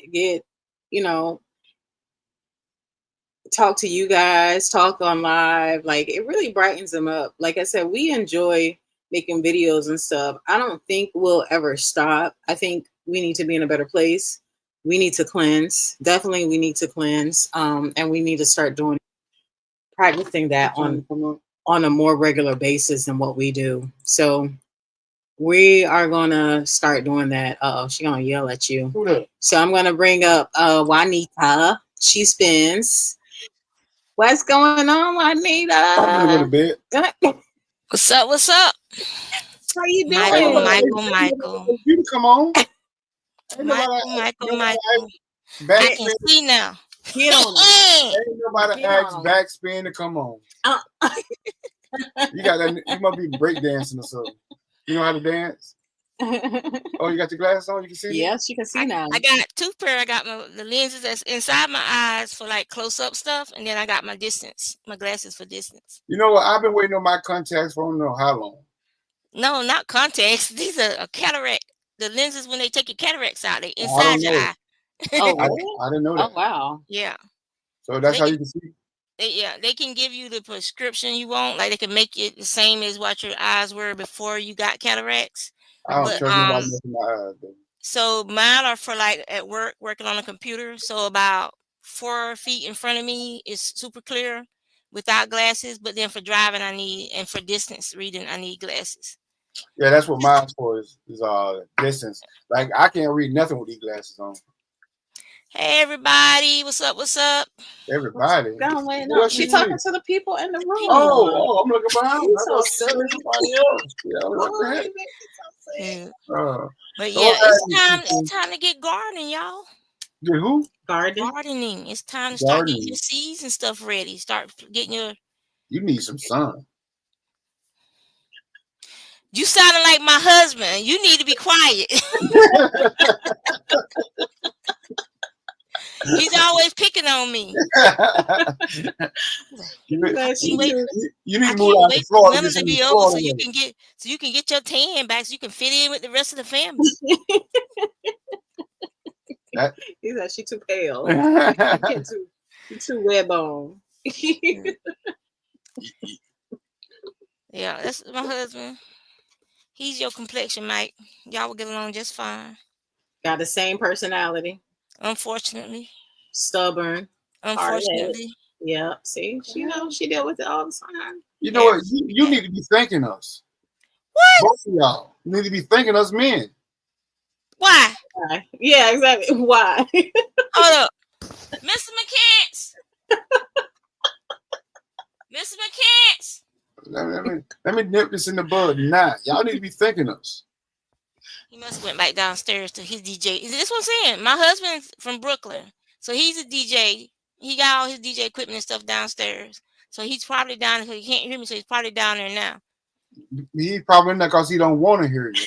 I'm just giving you the heads up. He just don't want to hear you. Sometimes you gotta block y'all I'm in out. my space. I'm in my woman cave in my craft room. Oh, that's where you at? Yes. In the craft room. In my craft room. In Yeah, my woman cave. Behind her. Oh, you made that? Yeah, no, this one no. This is a family member made this one. That thing is older than all of us. Well, I ain't gonna talk about it then since you ain't making it. So, no, but I've been making hats out of some scrap yarn to try to get my scrap yarn down. So I've been making scrappy hats. Oh, nice. Okay. So, little Tams. Where you get them colors from, man? Nice. It's scraps. It's leftovers from other projects. Leftovers. Oh. So that's why I make scrap hats. And these are the hats that I like during the winter time. If I see somebody homeless or something like that, oh, okay. I keep them in the car and I give them away to people. Oh, okay. I will say because you don't need no hat now. All I have all this hair, no. I be done fell out. Them dreads? They hot. Yes. Yes. That's your real hair? Yes. Wow. For real? I've been growing this hair since after my mama's funeral. That's when I started my dread journey. Okay. How long ago? 5 years now. Oh, about 5 years? Wow. Yeah. Wow. She got them doubled up. The girl who does my hair, she has them twisted. And so this weekend I'll be taking the rubber band off and untwisting it so it'll be like a corkscrew. Like the locks will be corkscrew. But yeah. Cool. But yeah. That's nice. So why you came on my live? Because your wife invited me. She invited people in the chat room to come to the live. Therefore, I chose to come to the live because you acting kind of rambunctious today, and we need to bring it down. Level that energy out. You being bad, Mike. Yeah. Listen, let me give some advice, okay? Oh Lord. I am unlevable. You're not what? You can't level me out. I'm unlevable. You're unlevable. That's right. That's just okay. That's right. That's right. So I'm gonna show y'all something that I got on February the 7th. Oh, you got a grandbaby. Wait, what is he holding? He's holding a game controller and uh little paintbrushes because his mom's an artist. She's an That's illustrator, cute. and the dad loves gaming. Oh, that's cute. So you got your grandbaby. So I got me. That's number 4. So that's the second boy. So I got 2 boys and 2 girls. You know how many grandkids I got? I mean, 1, none, 21. 21. Mm-hmm. Seriously? Right, he's making up words. About 4 kids. Look, I struggle just to remember the names of my 4. Listen, I don't even try. I don't even try. I don't even try. I can't imagine having 21. 21 kids, and I got a granddaughter that's born on my birthday. Oh, okay. Yeah. This all of ours that like my 2 oldest girls are both born in May. My 2 youngest, a boy and a girl, they're born in July. The grandkids I have 1 May, 2 February, and 1 July. Same month, all of them in the same months. So you got to try to remember who birthday is when. You just do everything at one time. All of them together. Yeah, you just keep it on the calendar. Yeah. Keep it on the calendar. It's too many. So you got any paranormal experiences that you want to talk about? Besides you looking in the mirror? It's kind of scary. Yep. You want me to hit them for you? Pinch him. No, I don't want you to hit him. I want you to go in and feel it. I want you to pinch. Yes, twist. Yeah, pinch and twist. I had to get you sometimes. Let me see.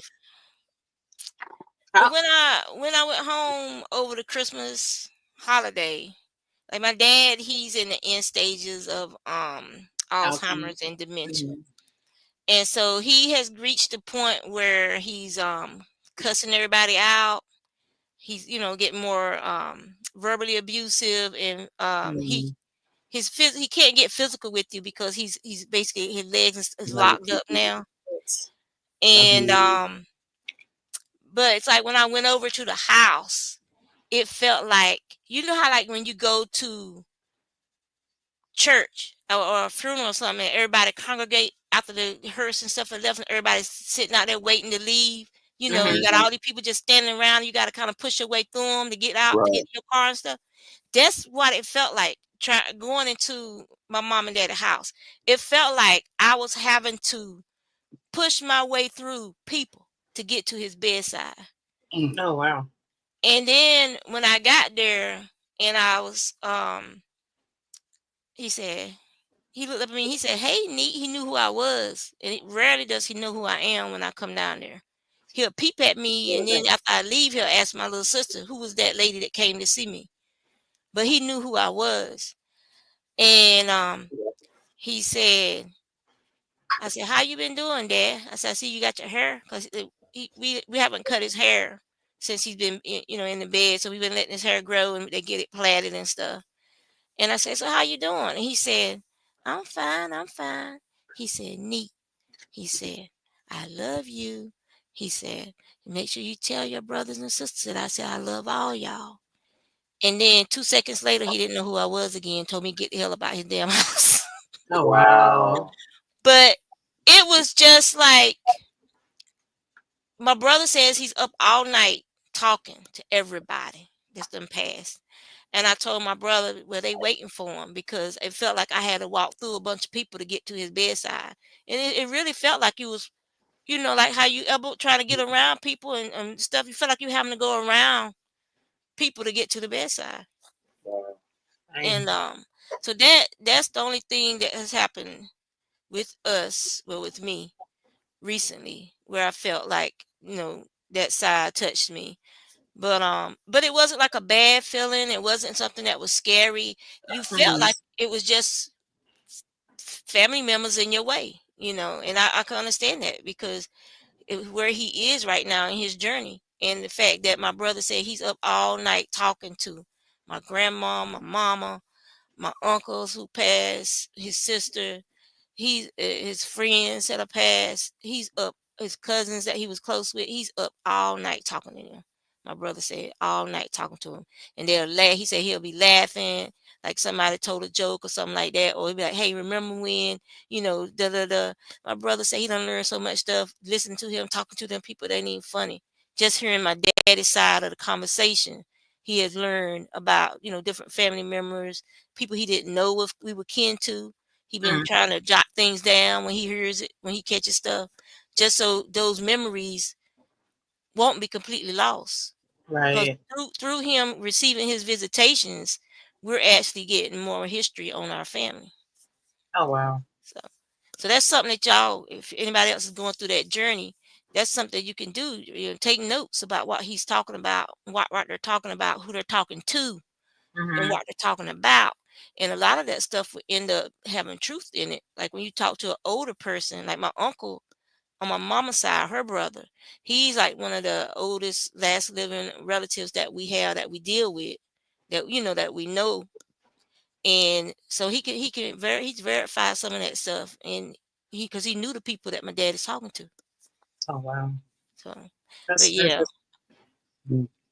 and it still feels like on the outside when there's still that energy that paces on the, like if you're facing their house, it'll be to the left. There's like this little wooded patch, and then my sister had a road built through there to go to where her house is built, and it used to be all woods through there. But there's like on the left side of their house into those woods before you get to the road. It's like this energy, this someone's pacing back and forth, and it's a male energy. And whoever he is, he's tall. Um, we were in my sister's house looking at the video camera, the way their camera points down that road, and you could actually one night you could actually see a shadow of someone going back and forth. And my brother-in-law thought somebody was trespassing. And he's a ex-Marine, retired Marine. So he went and got his gun and he went out there because he was gonna, He thought somebody was out there. yeah. That's a And when spirit. we watching him on the camera and he gets out there and he's looking, there's nobody there. And he's like on the phone, he's like, "Well, do you still see him?" And we're like, "Yeah, they're still walking back and forth, back and forth." He's like, "There ain't nobody out here." So he's just pacing up and down the road? Back and forth between where my mom and daddy house ends towards where the road is at, and then back. Just pacing back and forth. Anything ever happened on that land that their houses are on? We That you don't know know. of? We don't know. You don't know. That land has been before, part of it was in somebody else's family, and then it was purchased and then sold to my sister, and then the other part that was in my mama's side of the family has been in their family probably for 100 or more years. Oh That wow. that land, they have been on that land um back during slavery time, Civil War time. They have been on that particular land because it used to be um part of a larger plantation. There's no plantation houses or stuff there anymore. But Also, the land, their land was part of a plantation? that land, all the land around there used to be part of a plantation. Well, that's where that it could be. Could be. Yeah. Could be anything. Say road again. Road. Road. Road. It's the accents. That's all an accent. But so we don't know. We don't know who it is, who it could be. I've tried to speak, like I told my sister, I said I don't want it realizing that we see it, because we don't know what energy Why is. it's there. It could be like my grandma and them always was like, some things well enough, leave it alone. You don't know if it's something that's been sent by God to wait for your daddy. They always believe in the angel of death coming and waiting in an area. So she said, when the Lord is working, leave it alone. So you don't know it's not bothering you, so you don't bother it. How long has been there? My mom and daddy had been together since No. I'm talking about the spirit. How long has it been there? We've noticed it. So this is the second year that we've noticed that we've seen it. And how long your dad been sick? He's been sick before my mama died. So he's Alzheimer's started probably going on 8 or 9 years. Yeah. And I just noticed this the last couple of years. Yeah. before we first time we noticed it was before my mom got sick and before she passed. When we first saw it there. So, Oh, but wow. but it's still there and it's not bothering anything. It's not interacting with anything. So we don't know. I'm thinking it's some type of residual energy that's just Right. there. You know, Yeah, but because the question is, yeah. how long your sister had her cameras up? Those cameras have probably been there she used to have cameras about 6 or 7 years. Okay, Yeah. but she just started noticing it about 2 years ago. Oh, I noticed it. They didn't Mhm. notice. They hadn't noticed it. I saw it. So it could have been there longer. Yeah. Yeah, Yeah. so, They yeah, they right, weren't. right. Yeah. They weren't paying attention. She And was. yeah, Right. and I saw it, and then that's when because he thought it was somebody out there on the property, and they just ignore it now. They don't even pay it no mind. I was gonna say, Yeah. do they even believe in stuff like that? Like, Yeah. oh, Yeah. they do. Yeah. Okay. hmm her husband, he's from Alabama, deep south. Um. And she's right there from where I'm from, so my little sister. So, Right. Where you but from? a little town called Warsaw, North Carolina. But because Okay. my accent is a lot thicker than there, we had family that was from the islands off of Georgia and South Carolina. So everybody's always picking on me, talking about my accent more geeky. It's geeky. Oh, you're a Gullah Gullah? We had some family members that came up from there. Yeah, Oh, okay. Oh, yeah, nice. yeah. There's Wallace's, Glasby's, Smiths, Browns. There's all kinds of last names. Henrys. There's a bunch of different surnames from down in that area that they migrated up to North Carolina from that area. Right, Yeah, right, right. especially in Interesting. the 50s and 60s when there was the Great Migration, where you had all these Southerners migrating from the poor rural areas in Mhm. Georgia and Alabama up Yeah, to New the key. York, Baltimore, the Geechees, yeah. Mhm. So, Hmm. and I hung around with the older people growing up. Like I like sitting there playing checkers with them, like learning how to garden, cook, all that stuff. I like hanging around with the older people. While my cousins was like, out in the yard playing and stuff like that. I like being around the older people. And so I learned a lot of that stuff. Hmm. And my accent is thicker because I was talking to them instead of, my contemporaries. Right, So, right. yeah. But it's all good. I'm not picking you up now. Stop. Go. Yeah, See, we gonna get ready to garden too, though. Mike did say he was gonna make a garden out in the back for me. so didn't you enjoy those fresh collard greens? I did. They were so good. Wasn't it good? Especially I after told him. a frost, it sweetens up. I said they Yeah, taste different than the ones you buy in the store. But because anything. it's had a frost on it and it's grown naturally. You don't know how long that stuff in the store been sitting on a truck. They harvest it before it's quite ripe because Hmm. it's gonna be in transit. So it hasn't reached its full potential when they harvest it. And then it Right. might get the color and everything, but it's already been cut from the mother plant. So it's still Hmm. like nutrients and stuff it doesn't have for that leaf to mature with. So Right. it's always best if you can grow your own. And it's just what they say, from the tiniest mustard seed comes that Hmm. big plant. Cute. Yeah. A seed that you could barely, some of those seeds for some of those brassicas, you could barely see them. They're that Hmm. tiny. And yet they grow a huge plant that's capable of feeding you for a year. For Like yeah. you don't harvest the whole plant. What she did, because she probably walling them up to put some new. You harvest the leaves. You break them off the bottom leaves, cook those, and you have more leaves. The top is going to be constantly putting out new leaves, so it can last you a year. Um, and you don't like it's just you and Mike, so you will only probably I will only probably have maybe Uh, it's five or me. six. It's me, Drina, my brother, and her daughter. Oh, so there's four people. Yeah. So there's Yeah. two plants per See? person. Yeah, Mhm. two plants per person. Because you're going to be, cooking a pot of leaves Right. when they're ready. So that would take care of, at the most plant eight. But I always try to like leave room because you want to leave room for other things in your garden to try.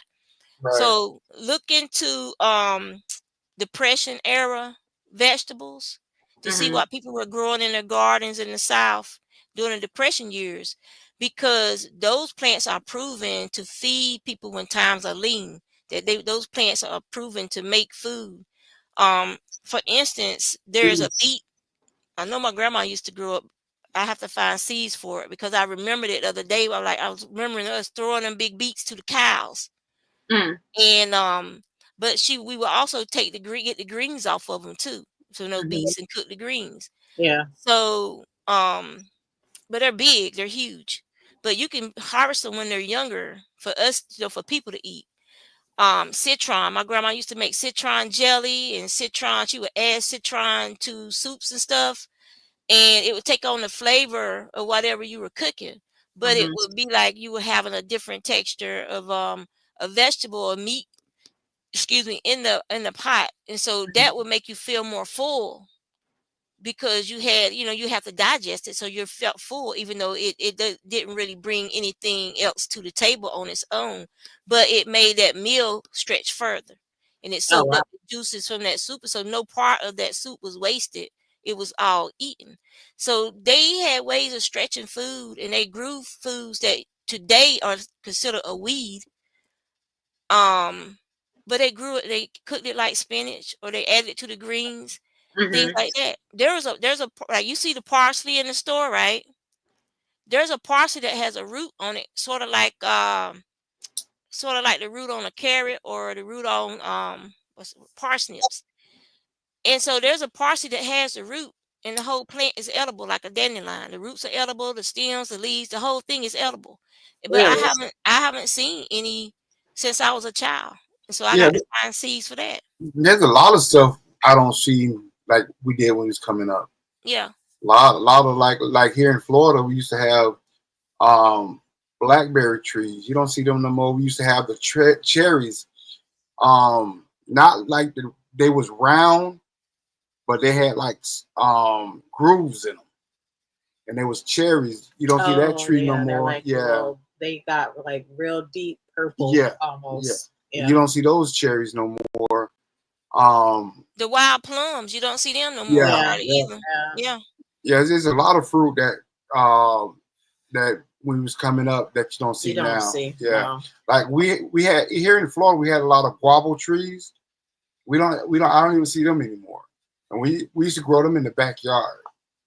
But they still sell them, but you can only get them like from Mexico. But you can't find them here in Florida.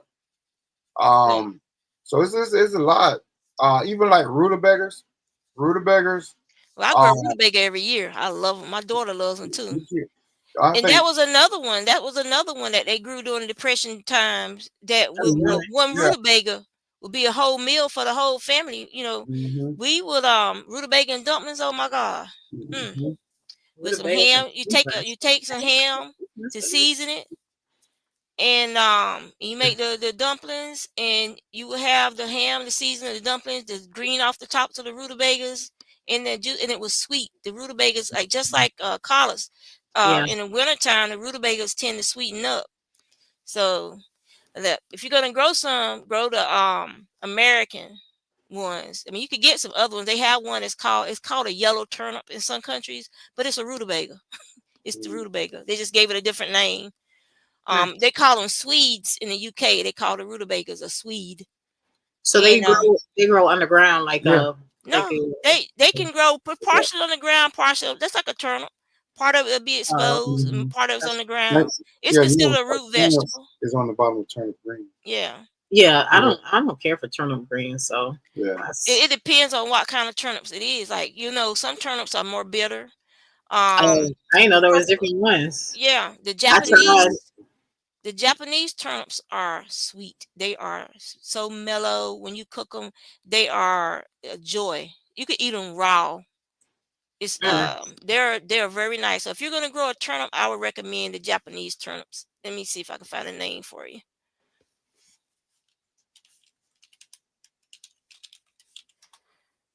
Yeah, when we moved to Carolina, we had an apple tree. We didn't stay long enough to see the actual fruits grow, though.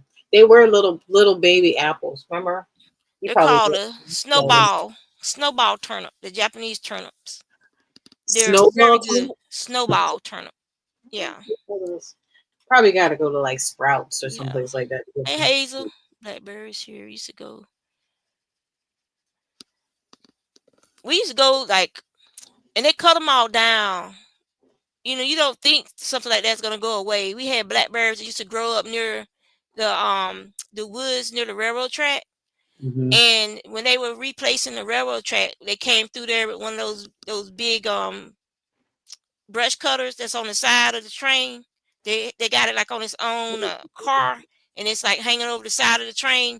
And they cut down all those blackberries. I mean, cut them down into the dirt. All of them. They killed that thing. Had been there all my life. I was probably in my 30s when they cut it down, and they never grew back. And the thing about it was there was an area over there that was protected because that's where the what do you call it, the little Venus flytrap called sundews. The little Venus flytraps grew over there too. They killed that whole little patch of those sundews, and it was a protected area. They had it. The agricultural people from North Carolina State, they had been down there categorizing different plants that grew in that area, and they had marked that area off that the sundews was in, and they cut it all down, and I think they got fined for that. Oh wow! Because they had the poles with the flags on it, marking that whole area where the sundews were at, and like students were coming down like once or twice a year, and they were taking notes and doing taking pictures and about how fast they were growing and if they were spreading or staying in that same area. There was also a little tiny lily that they found over in that area, and there was only like 2 or 3 of them, and they dug them up like that whole area. They took all the soil down about 3 feet. They took all of it. They just cut it out, took that whole thing, and they took it and put it in one of the nature preserves in an area that was just similar to where they had that one, because they hadn't seen it before. And it's about this tall, a little tiny lily, real pretty, just about that tall, a little lily. And we were little kids. We were following them around, watching what they was doing, wanting to know why they was over there on our land. But don't cut our plans down. Yeah, but they were saving them because their habitats were being encroached on. And this guy had bought the land where somebody's house was at, and he was making a junkyard. And they were afraid that runoff from the cars and stuff that they were bringing into that junkyard would get into the water supply and then kill all that stuff that was growing over there in those woods and then on that ditch bank. Things that that most people wouldn't pay attention to, like the little lilies and the sundews. And now there's no sundews over there. I walked that railroad track recently, and there's no sundews over there. All of those blackberries was like that big, fat, juicy, very sweet blackberries. You better stay your ass off that railroad track.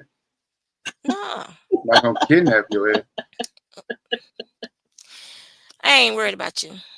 I'm just saying. I'm trying to tell you now. It's right there in front of my grandma and them house. Ain't nobody gonna bother me. And if they do, they're gonna wish they hadn't. Up to eat. But we used to eat when we was coming up, and you don't see it no more. Wow. They called it rabbit grass.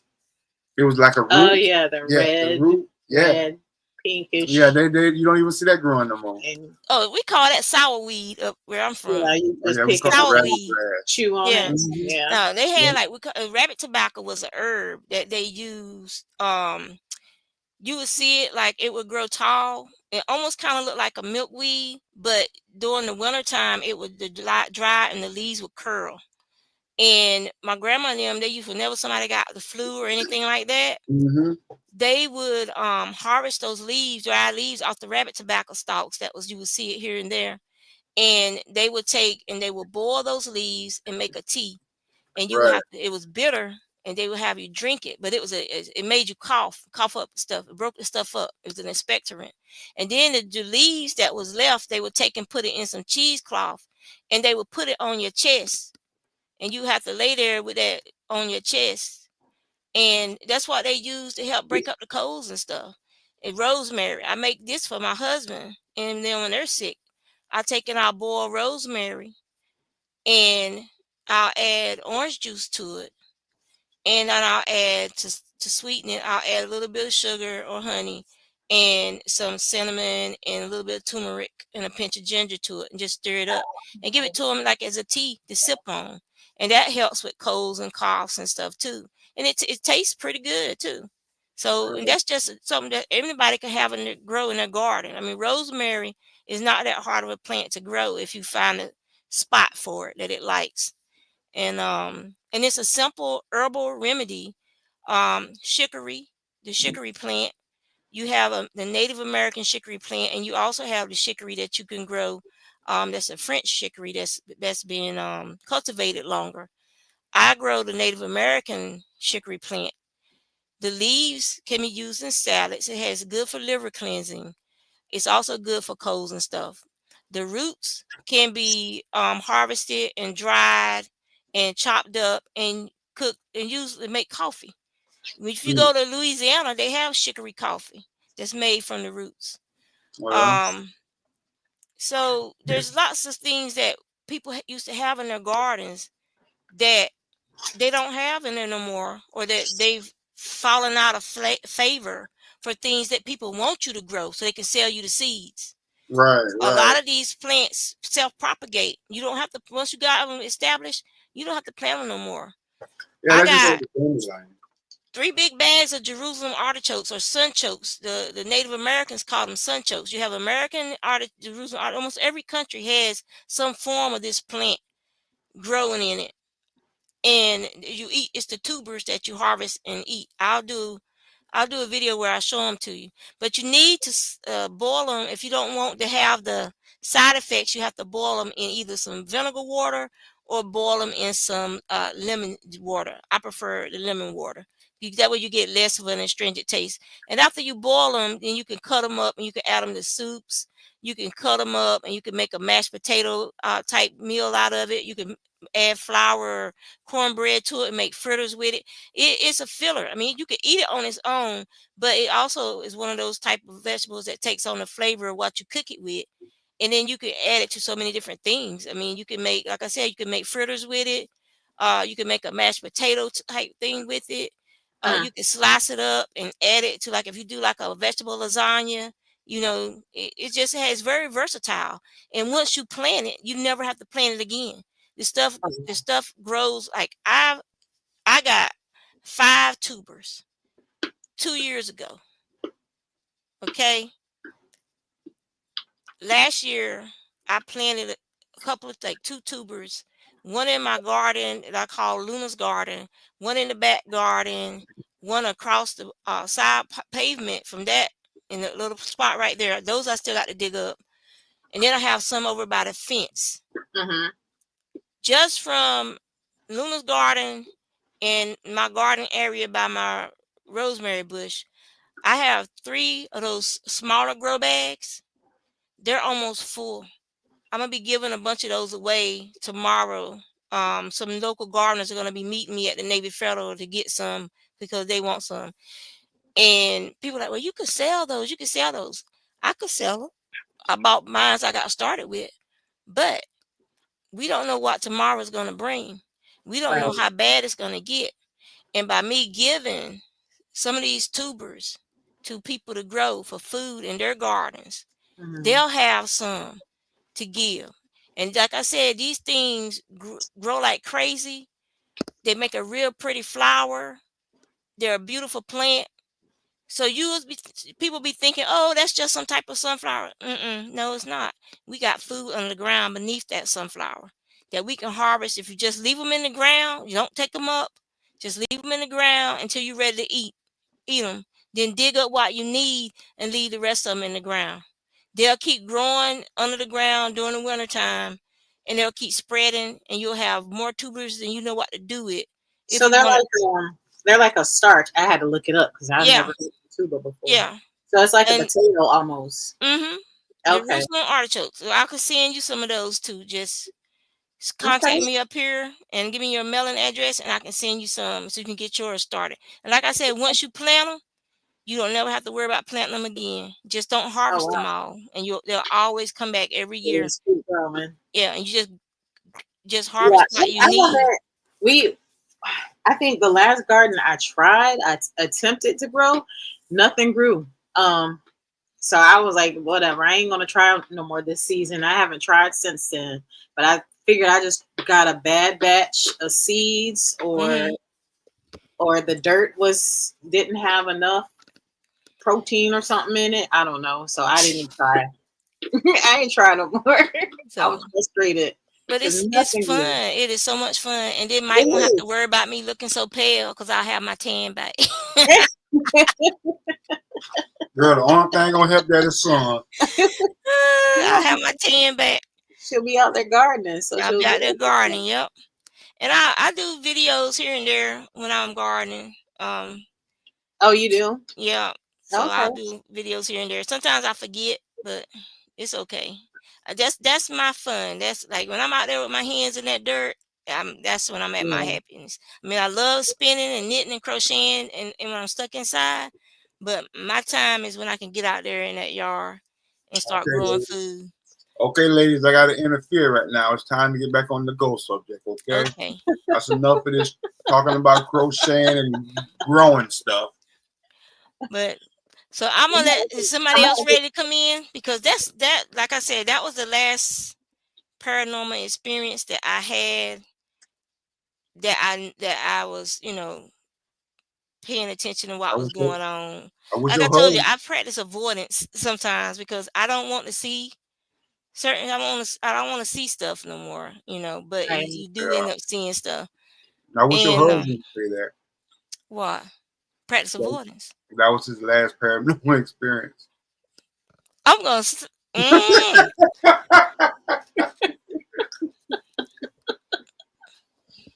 Drina, handle that. Handle that, please. There you go. Just for that. If I pass before you, Mike, I'm gonna come haunt your ass. Just haunt him. I'm gonna haunt you. Well, yeah, I'm good. You're gonna cut on your necrophonic, and that's gonna say, "Hey, Mike, it's Juanita." I'm gonna say, "Hey, Juanita, how it is on the other side?" It's top secret. We can't talk to you about that. Hey, I ain't got no problem talking to you on the necrophonic now. I just don't want to see you. We can't talk to you about that, but we can mess with you. Oh my goodness! Oh, they're supposed to be having a I wonder. They're having the planetary thing is going on, right? Mm-hmm. Oh. Yeah. So you should see if you can get more paranormal communications doing this planet alignment thing. Oh, the planet alignments? Yeah, let me see. It's supposed to be more active around that time. What is the planet alignment? The planets. Oh, when that line? Yeah. Oh, yeah, that's because of aliens. Because the energy. So it's supposed to start. It's called a planet parade. You can maybe see Jupiter, Saturn, Venus. Electric cowboy hat. I'm gonna be lining up in the sky. Neptune, Saturn. Yeah, the aliens. Yeah, the aliens gonna line it up. So you should be seeing if you get more paranormal responses. When is it gonna be? It started in January and February, so it's probably still some going on right now. No. It's probably still visible. Probably why Mike got the boo-boo scared out of him yesterday.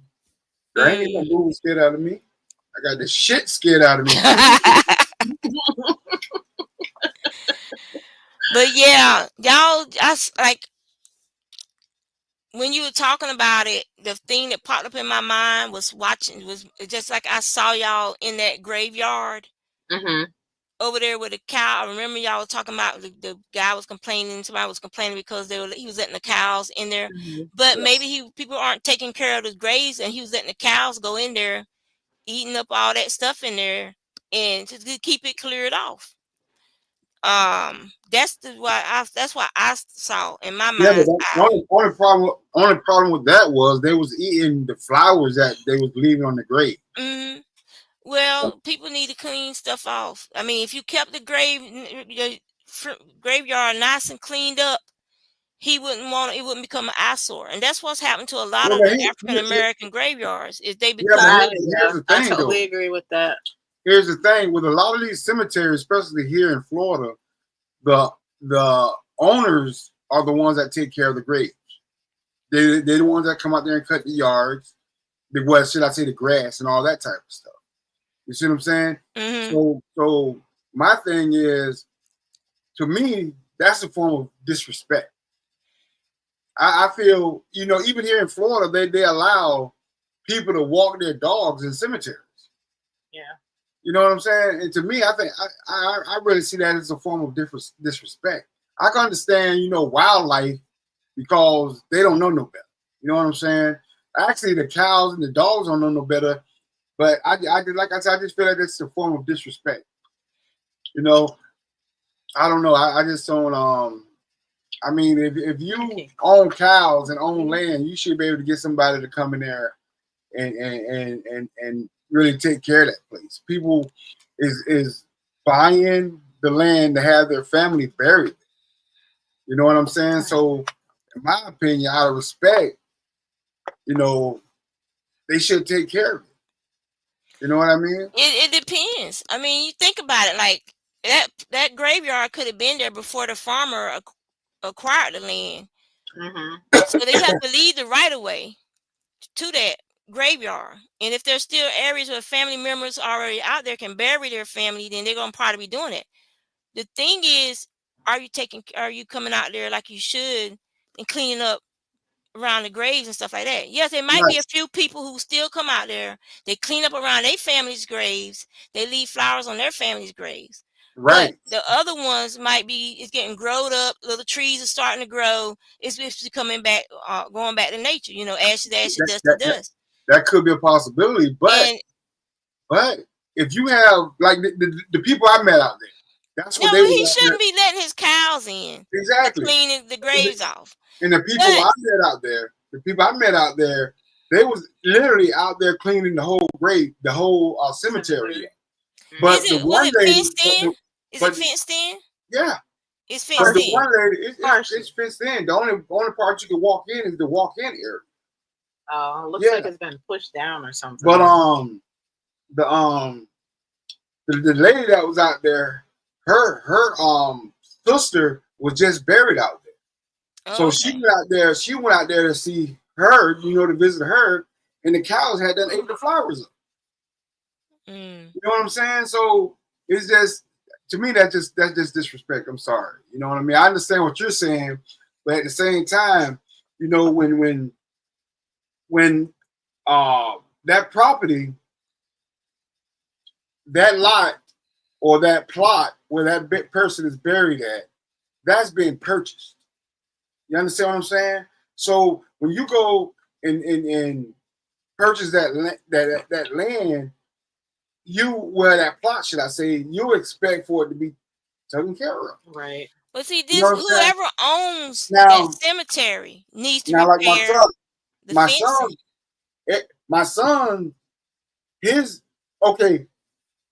the grounds itself, like not the plot that you bought, but the ground itself should be taken care of.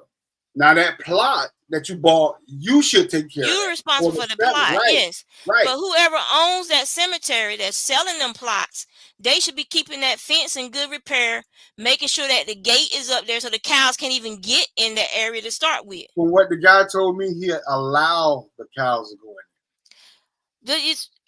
The Drina said part of the fence looked like it was pushed down. Mm-hmm. Now, when you first walk in? That's the gate. That's you coming the way to drive in at? Yeah. Yeah, that's the main road. Oh. Yeah, that's the main road, but it's at the end of a gate is still there. The gate is still there. So that's why you had to walk through the walkthrough. Mm-hmm. The gate is up. You had to walk through the walk. So maybe somebody can get like like a rope to put across there, because usually the cows ain't gonna try to trip themselves up to get over there. No, for what like I said, from what I understand, the guy let the cows in. So he's doing it on purpose. So he is being disrespectful. Yeah. Right. Mm-hmm. I thought maybe it was like an open area, like where the cows could just get into the Nope. graveyard area. So it's he's actually, Yep. so he's actually letting them in. Yeah, And that is disrespectful. Well, he won't do it when they walk through and break through a daggone old grave and then break the legs or something. Yep. Because that's what's gonna happen. After so many years, a lot of those vaults, that cement weakens with age and trees. Right. If there are trees around there, it breaks through that cement on them vaults, and those vaults will cave in. So you got like a 700-800 pound cow strutting across the top of one of them vaults. Yeah. It won't take much. It don't take much at all. So, well, just people like that, you just have to pray for them. Yeah, that's it. It's all you can do for them. They don't think this. What kills me is like, how can you say you're a Christian? How can you say you believe in Jesus and you follow Christ when you do so much evil out there in the world? I just don't get it. I don't get it neither. I don't get it all the way to the point where they had all these massacres and burned down the churches. You claim that you follow God and you worship God, but you're a Christian, but you'll go out there and destroy a place that has been built for worship for Christians to come and worship God. Yeah, it don't make sense. It don't make no sense. It makes no sense. And so that's one of the things that I was like, when they were talking about how that saying that they said that Gandhi said, "I like your Christ, I do not like your Christians, for your Christians are so not like your Christ." But it's true. If he said that, it was a honest to God truth that man spoke. If that's something that Gandhi actually said, regardless of whether Gandhi said it, whoever said it was telling the absolute truth. How can you say you're a Christian when you do things that are so unlike Christ, things that Christ would have never done? Exactly. You claim you a Christian. So that's the thing that when they say, "What would Jesus do?" I remember that when I started going on when we were in California when we started seeing all that "What would Jesus do" stuff. So that was in 96. No, not 96. 98, 99, that time frame when all that what would Jesus do pencils, all that the stuff the kids had, the right. That's when that came out, and the kids were like, you have to stop and think, what would Jesus do in this situation? And that's what we need again for a lot of people to start saying to themselves, what would Jesus do? Would Jesus act the way I'm acting? Would Jesus treat people the way I'm treating people? Would Jesus just do any of this stuff? No, he will not. And then they should feel some of the deepest shame they've ever felt in their lives and get on their knees and pray and beg God to help them see a better way, to do something better. Because what they're doing is just wrong for humanity on so many levels. It's like you say, you don't want to watch the news, you don't want to watch TV, but you have to so you stay informed, so you know if you need to flee for your life. Right. So it's crazy. Yep. Scary. But Hazel, if that's a graveyard, he can't have no arrangement to graze cows in the graveyard. It's because the people have purchased the plots. That means each plot is owned by a different owner. Right. So he can't have no arrangement. That would mean everybody, there would have to be some kind of contract. In the contract, it would say he has permission to graze his cows in the graveyard. You know, they would have to be told that this man had to. You have to make it's just like buying a house. You buying a house for the dead, basically a grave. Yeah, that's their land. And if you get a contract for the purchase of that plot. Some plots you can only have for so many years, and you have to renew. You basically leasing it, and you have to renew the lease on it, or they're gonna dig up whoever, and they're gonna be put them in a mass grave somewhere. Yeah, they don't do that here in Florida. Once you buy that plot, you own that plot. That's it. Yeah. I know, but up in New York, they got whole families in the same hole. Same hole. I heard they be burying people on top of each other. On top of each other, yeah. What's the What is the hole limit up there? I have no idea. Here is 6 feet. Yeah, how deep? Yeah, here is is 6 feet. So it'd be hard to bury one on top of I another. heard that's fake though. No, I heard it's 6 not feet. 6 Let feet. me see. It's 6 feet. Yeah. Well, that's the average 6 feet by 3 feet. That's like average depth in the South. But if you get a vault, of course the hole's gonna be bigger because you gotta get the vault down in there. Right, just gonna be a little wider, yeah. right? Yeah. Yeah, and here in Florida, they require you to have vaults. Yeah, because y'all get the floods and you got that sandy soil. Yeah. And y'all don't want them graves just popping up out the ground. It doesn't happen before. Diana asked, "Are you okay from your video last night?" Yeah, I'm doing a lot better now since I talked to everybody tonight. But I think I'm okay. We're gonna cleanse.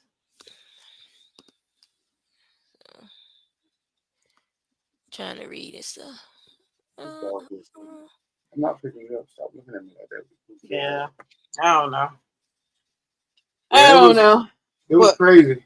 We're gonna have to get going because I am tired. I'm sleepy. I didn't go to bed. Mike can carry on the line. It's 11. It's time for me to get ready to go to bed because I gotta go to work in the morning. Yeah. And I gotta get up early because I gotta go get them bags of the artichokes out the garage. Just keep putting them in the car, so they'll be in the car for my husband. I gotta get on Mike about starting my garden. You got me wanting to garden now. I need to get out there and garden some stuff. Get some fresh vegetables. Why you gonna get on him about it? You got to do it yourself. You ain't gotta wait on no me. You ain't gotta wait on no me. Now look at your partner that's on your side. Now she on you. See that? No, she right though. She is right. You gotta wait on no man. Just go ahead and do it yourself. It's fun, but it's fun when they do come out there with you and help. But you can do it on your own. Right. Like now, since and it's weird when I was help her on your own. You can do what? it. She to take over everything? No, that's not gonna happen. I said because you know I'm gonna take over it anyway. So. Like when I lost all that weight, I was like, you got weak. You get weak when you lose all the weight. You get weak.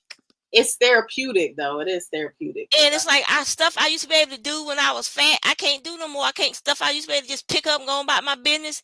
It's like I'm like, where all my muscle go? That's what happened to me, right? Because I was like at 305, right? And when I went to losing weight, I'm having all these pains all of a sudden. You know what I mean? Yeah, took that weight off. And they said losing weight's supposed to help with the pain for the ache joints and stuff. Yeah. Shoot, that little fat was keeping everything together. Shoot, keep everything together, man. But yeah, Drina, send me, contact me off of YouTube. I'm Delquan at Gmail. DALEQUAN. You got it on your YouTube page? I think so. So just contact me so that I can send you some getting started garden package. I will. Yeah. Sounds like a plan. Yeah, I'll do that. Thank you so much, Miss Juanita. See, if I give some seeds away, that means I can buy more seeds. Your husband know about that? I work. I make money. I can do what I want to with my money. Thank you very much. Hey, that's right. You don't talk like that. That's right. You heard what I said. Thank you very much. That's y'all money. The bills get no. Let me explain this to you the way I explained it to him. What's yours is mine. What's mine is mine. Don't you think like that, all right? Don't you think like that? I already told you what's yours is mine and what's mine is mine.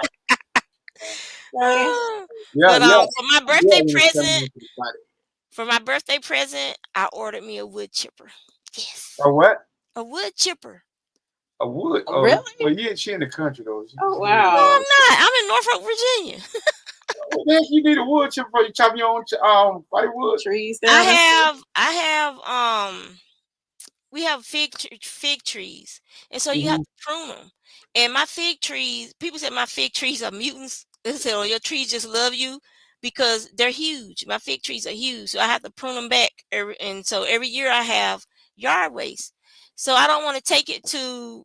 We used to take it when we had our truck. We used to take it up to the trash dump area for like the city.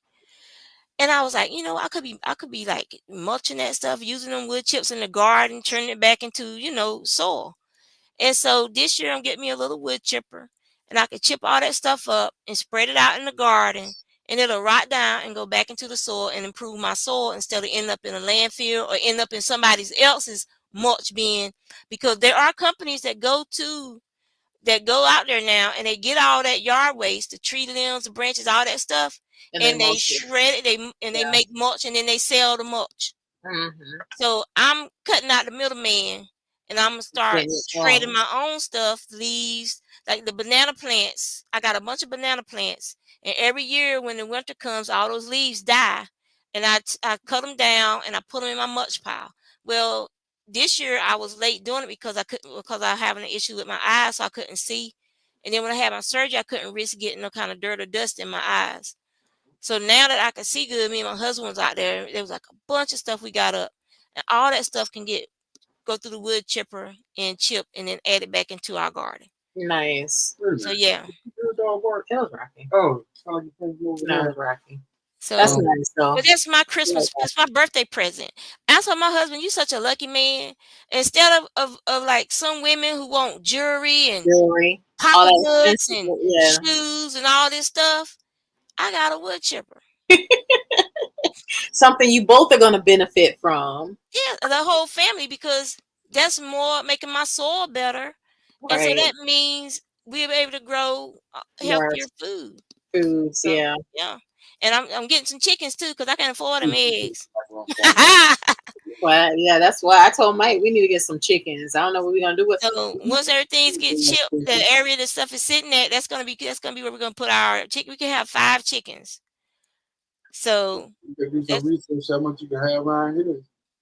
How many we used to have a little stray chicken that used to come around and lay an egg on our carport every now and then. I told him we should have. Caught them. Right? That's what I said. We had a rabbit too, till the cat killed it. Yeah. We weren't gonna do nothing with them rabbits. No, I'm just saying it was just weird. Well, rabbit is some good eating, girl. What you talking about? I keep trying to tell her, man. See, rabbit meat is the only thing about rabbit meat is the bones are fine and they break easy. So you just want to debone them first. But that meat is so tender and sweet, sweet meat. It's very good. No. Hassenpfeffer. She don't want no deer. She don't want nothing. Venison. My brother hunts, and I get venison meat from him every year for the last several years. He's been saving me deer meat, and it is wonderful when you don't have to go to the store and buy meat. You just go in the deep freezer, take out a bag of the venison that I took and cut up, and use that for stews. Use it for soups. Use it like for steaks. You can cut it into steak strips and stuff like that. Stir fry. You eat pig feet? Not no more. I used to when I was younger. Why don't you eat it no more? I don't hardly eat any pork. I rarely eat pork now. Why? Because of my blood pressure and stuff. Your blood pressure? All you gotta do is soak it in vinegar. No. No, the vinegar got a lot of salt in it. That's not good either. Yes, excuses. No. I'm finna tell you vinegar was good. Vinegar was good for you. I'm gonna leave y'all talking. I'm finna go to bed. Go to bed. Good night, everybody. Good night, everybody. Bye-bye. Thank you, She Spins, for coming in, Miss Juanita. I'm starting to read all the things on the side. And also, get like this far away from the screen. What a woman does with her wood chipper is her business. What a woman does with her wood chips. Yeah, that's fine. Y'all go check out Miss Juanita. I just looked up your channel and I didn't realize you started vlogging again. I thought you had stopped for a while. Last time I looked at your channel, you stopped vlogging. It's because I was going through my vision journey. Oh, okay. So yeah, I wasn't able to read stuff and I couldn't tell. Like I had the keyboard, I had lift my keyboard like this to my face. Oh wow. See the keys. I was legally blind. Wow. With the cataracts. I couldn't see. So it was like I would find some music or something to listen to and I would just sit and spin or crochet because I've done it so long I don't have to see. You don't have to see. Wow. So like I told my husband, if I do end up going blind, I have something that I can do to pass the time. So, but It's a blessing though that you got that operation done and so they're able to give you your vision back. yes, and Mike's friend, his friend, he was having issues with his vision, and they did a eye operation. He got surgery on his eyes, um, but it didn't work, and he ended up losing all of his vision. So he's um that's totally with fine now. diabetics. If you're diabetic, your Mhm. eyes is one of the first things that To get go. messed up. It Yeah. can even mess up your hearing. It mess up any organ in your body that's sugar. Wow. Can mess up any organs, but the Yeah. eyes are very sensitive to the sugars, and you end up having bleeding and stuff in your eyes, and you don't even Mhm. realize it. And Um, they find it when they do the diabetic eye exam. They'll find it, see if there's any damage on your retinas and the blood vessels in your retinas. See if the retinas are leaking blood. Um, it's just even if your diabetes under control, you're still a mhm. diabetic, and it can still be affecting your vision. That's why they want you to get your vision checked once or twice a year. Right. They want you to get your gums and teeth checked once or twice a year. Mhm. Because it affects the blood vessels. It affects the way your body carries the blood. And so your body main function is to keep your heart, your organs, and your brain going. So if Mhm. you start having issues carrying blood to To other certain parts of your spots. body, it's gonna put those items first. And so that's why people start having a neuropathy, losing their fingers and toes and stuff because their body starts shutting down where the blood is going. Yeah. Wow. To make sure that your head, your brain, your heart, and your other organs are getting all the nutrients they can. Right. Now, add G6PD positive and sickle cell trait dominance to that, and then you have another whole story to go with why you should be doing what your doctors tell you to do. Right. You Right. also should be reading and researching yourself to I make totally agree. sure, just, because a lot of doctors, it's like, take this drug, take this drug, take this drug. Mhm. I cannot tolerate metformin. From the smallest doses to the bigger doses, it Mhm. makes me sick as a dog, Mhm. throwing up and everything else in between. And I don't care how long I take it. I take it. Sometimes I can swallow it down. 2 minutes later, I'm puking my guts out for the rest of the day. Oh It wow. just triggers something in my body to get it out and keep throwing up until it's all Yeah. out. Mike talks fully against the metformin because it's always caused issues with Some all. people blow up. Some people get fatter and sicker Mm. taking metformin. Like metformin affects your female hormones too. So there are women who they use metformin to help them super ovulate when they're harvesting the eggs. Oh, They put them on metformin oh because wow. they increase. So then you see all these sick women with diabetes pregnant because they're on metformin, and they end up having twins. You see That's it a lot, multiple wow. births. They're on metformin. And now you know why. It helps with fertility You too. just told them all the secrets. Y'all want twins? Get on metformin. But you gonna So do you're all the side pre-diabetic. effects. Now's the time for you to change your life, change how you eat, change your relationship with sugars, including fruit and breads. Change your life when it comes to breads, fruits, and sugars. Eat more vegetables that are lower in sugar, and you'll get out of that pre-diabetic phase and get back into a normal healthy phase. Me, I love fruit. I love sweet stuff. That's my weakness. And that's the main thing. I had to start eating more protein.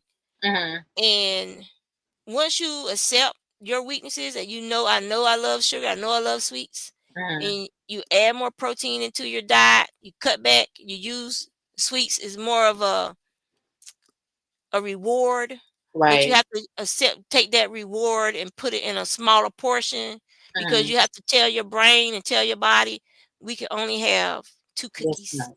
Right. We can Not the only have whole two pack. cookies, not the whole pack of cookies, Right. just two cookies.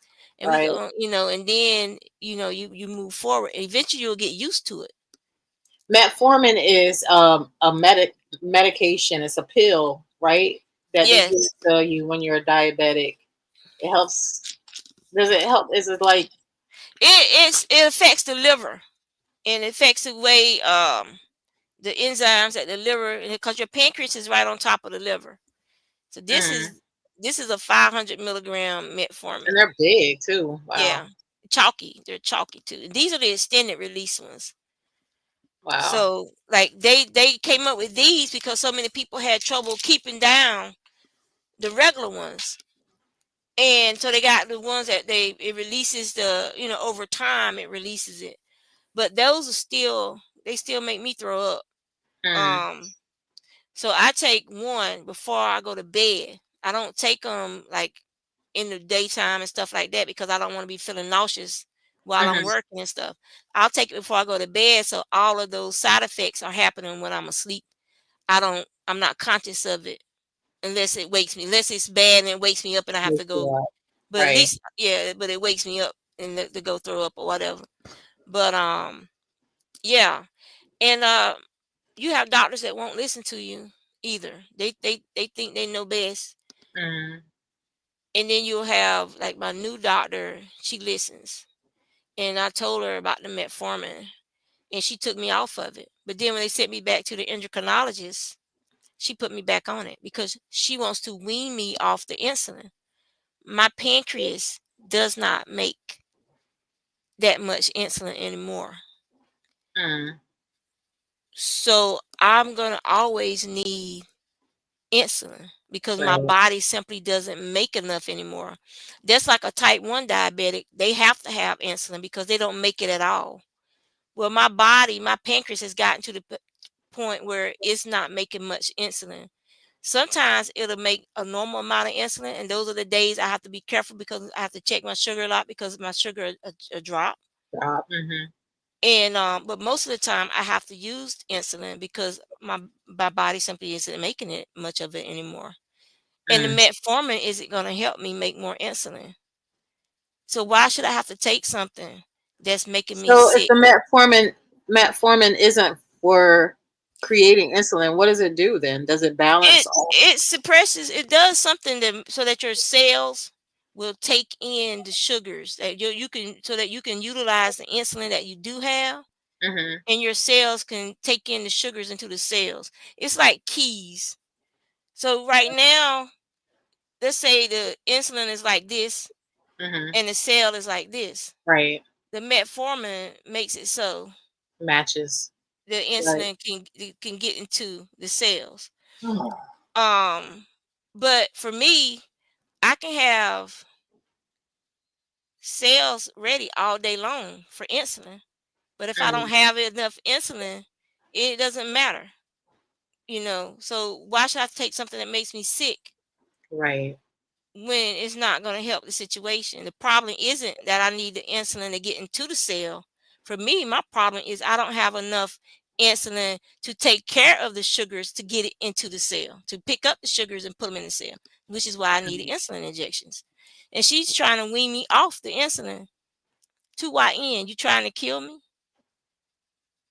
That's why, I don't understand why your sugars are high. Because you took me off the Novolog. All I have is the other insulin that's a slow release insulin. But it's not enough insulin to take care of the sugars in my body. And your body if your body thinks it's starving because your sugars aren't getting in, then guess what your body's going to start doing?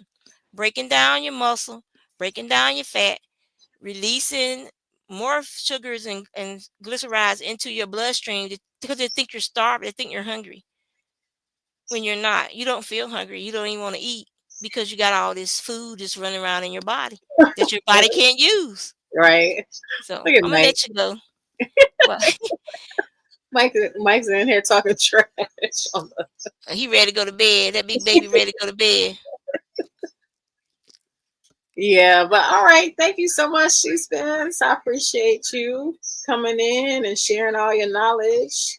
And Diana, I'm happy to hear you're getting yourself better. But that fluid, that can be dangerous. I know that's how my mom passed away. Unfortunately, she had a lot of fluid on her, and she drowned in her sleep, pretty much. So that's scary. But it is. It's like You just Michael Donaldson Jr. Take your old behind to sleep.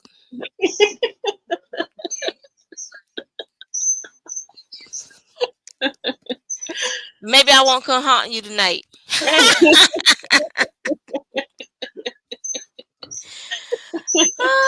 And to the spirit that followed Drina and Mike home, you need to return from whence you came. They don't want you there. Yes, you need to go. We do not. You need to leave. Go. I Do no have. harm on your way out and don't come back. Yeah, they said we got our oil. We got to go get some other stuff though from the store. But we're gonna do a cleanse. We gotta cleanse the house. And we need to do it more often. Like I said, we're gonna have to make a habit out of it because if we go and do these places, then we definitely gotta make it happen. So bad. He just so bad. I don't know how you deal with him. I'll pray for you, Drina. Thank you. I'll keep you in my prayers. Thank you. I appreciate it. So that you won't commit violence. Oh, she's so funny. Hopefully I won't have to. Just for me, just grab, twist, pinch and twist. Pinch and twist it. Yeah. All right, Juanita. All right. Y'all take care. Y'all do. Y'all have a good night, everybody. Thank y'all for joining the live. We appreciate y'all, and we will see y'all next week sometime. But our video will be out tomorrow, and I'll have some other videos. I think I'll have 2 other videos coming out this week as well. So y'all just watch out for our new videos coming up. And thank y'all everybody for coming in and sticking around. He's always funny. Mike's trying to be funny in the background back there. So all right, guys, have a good night. Be blessed. Bye.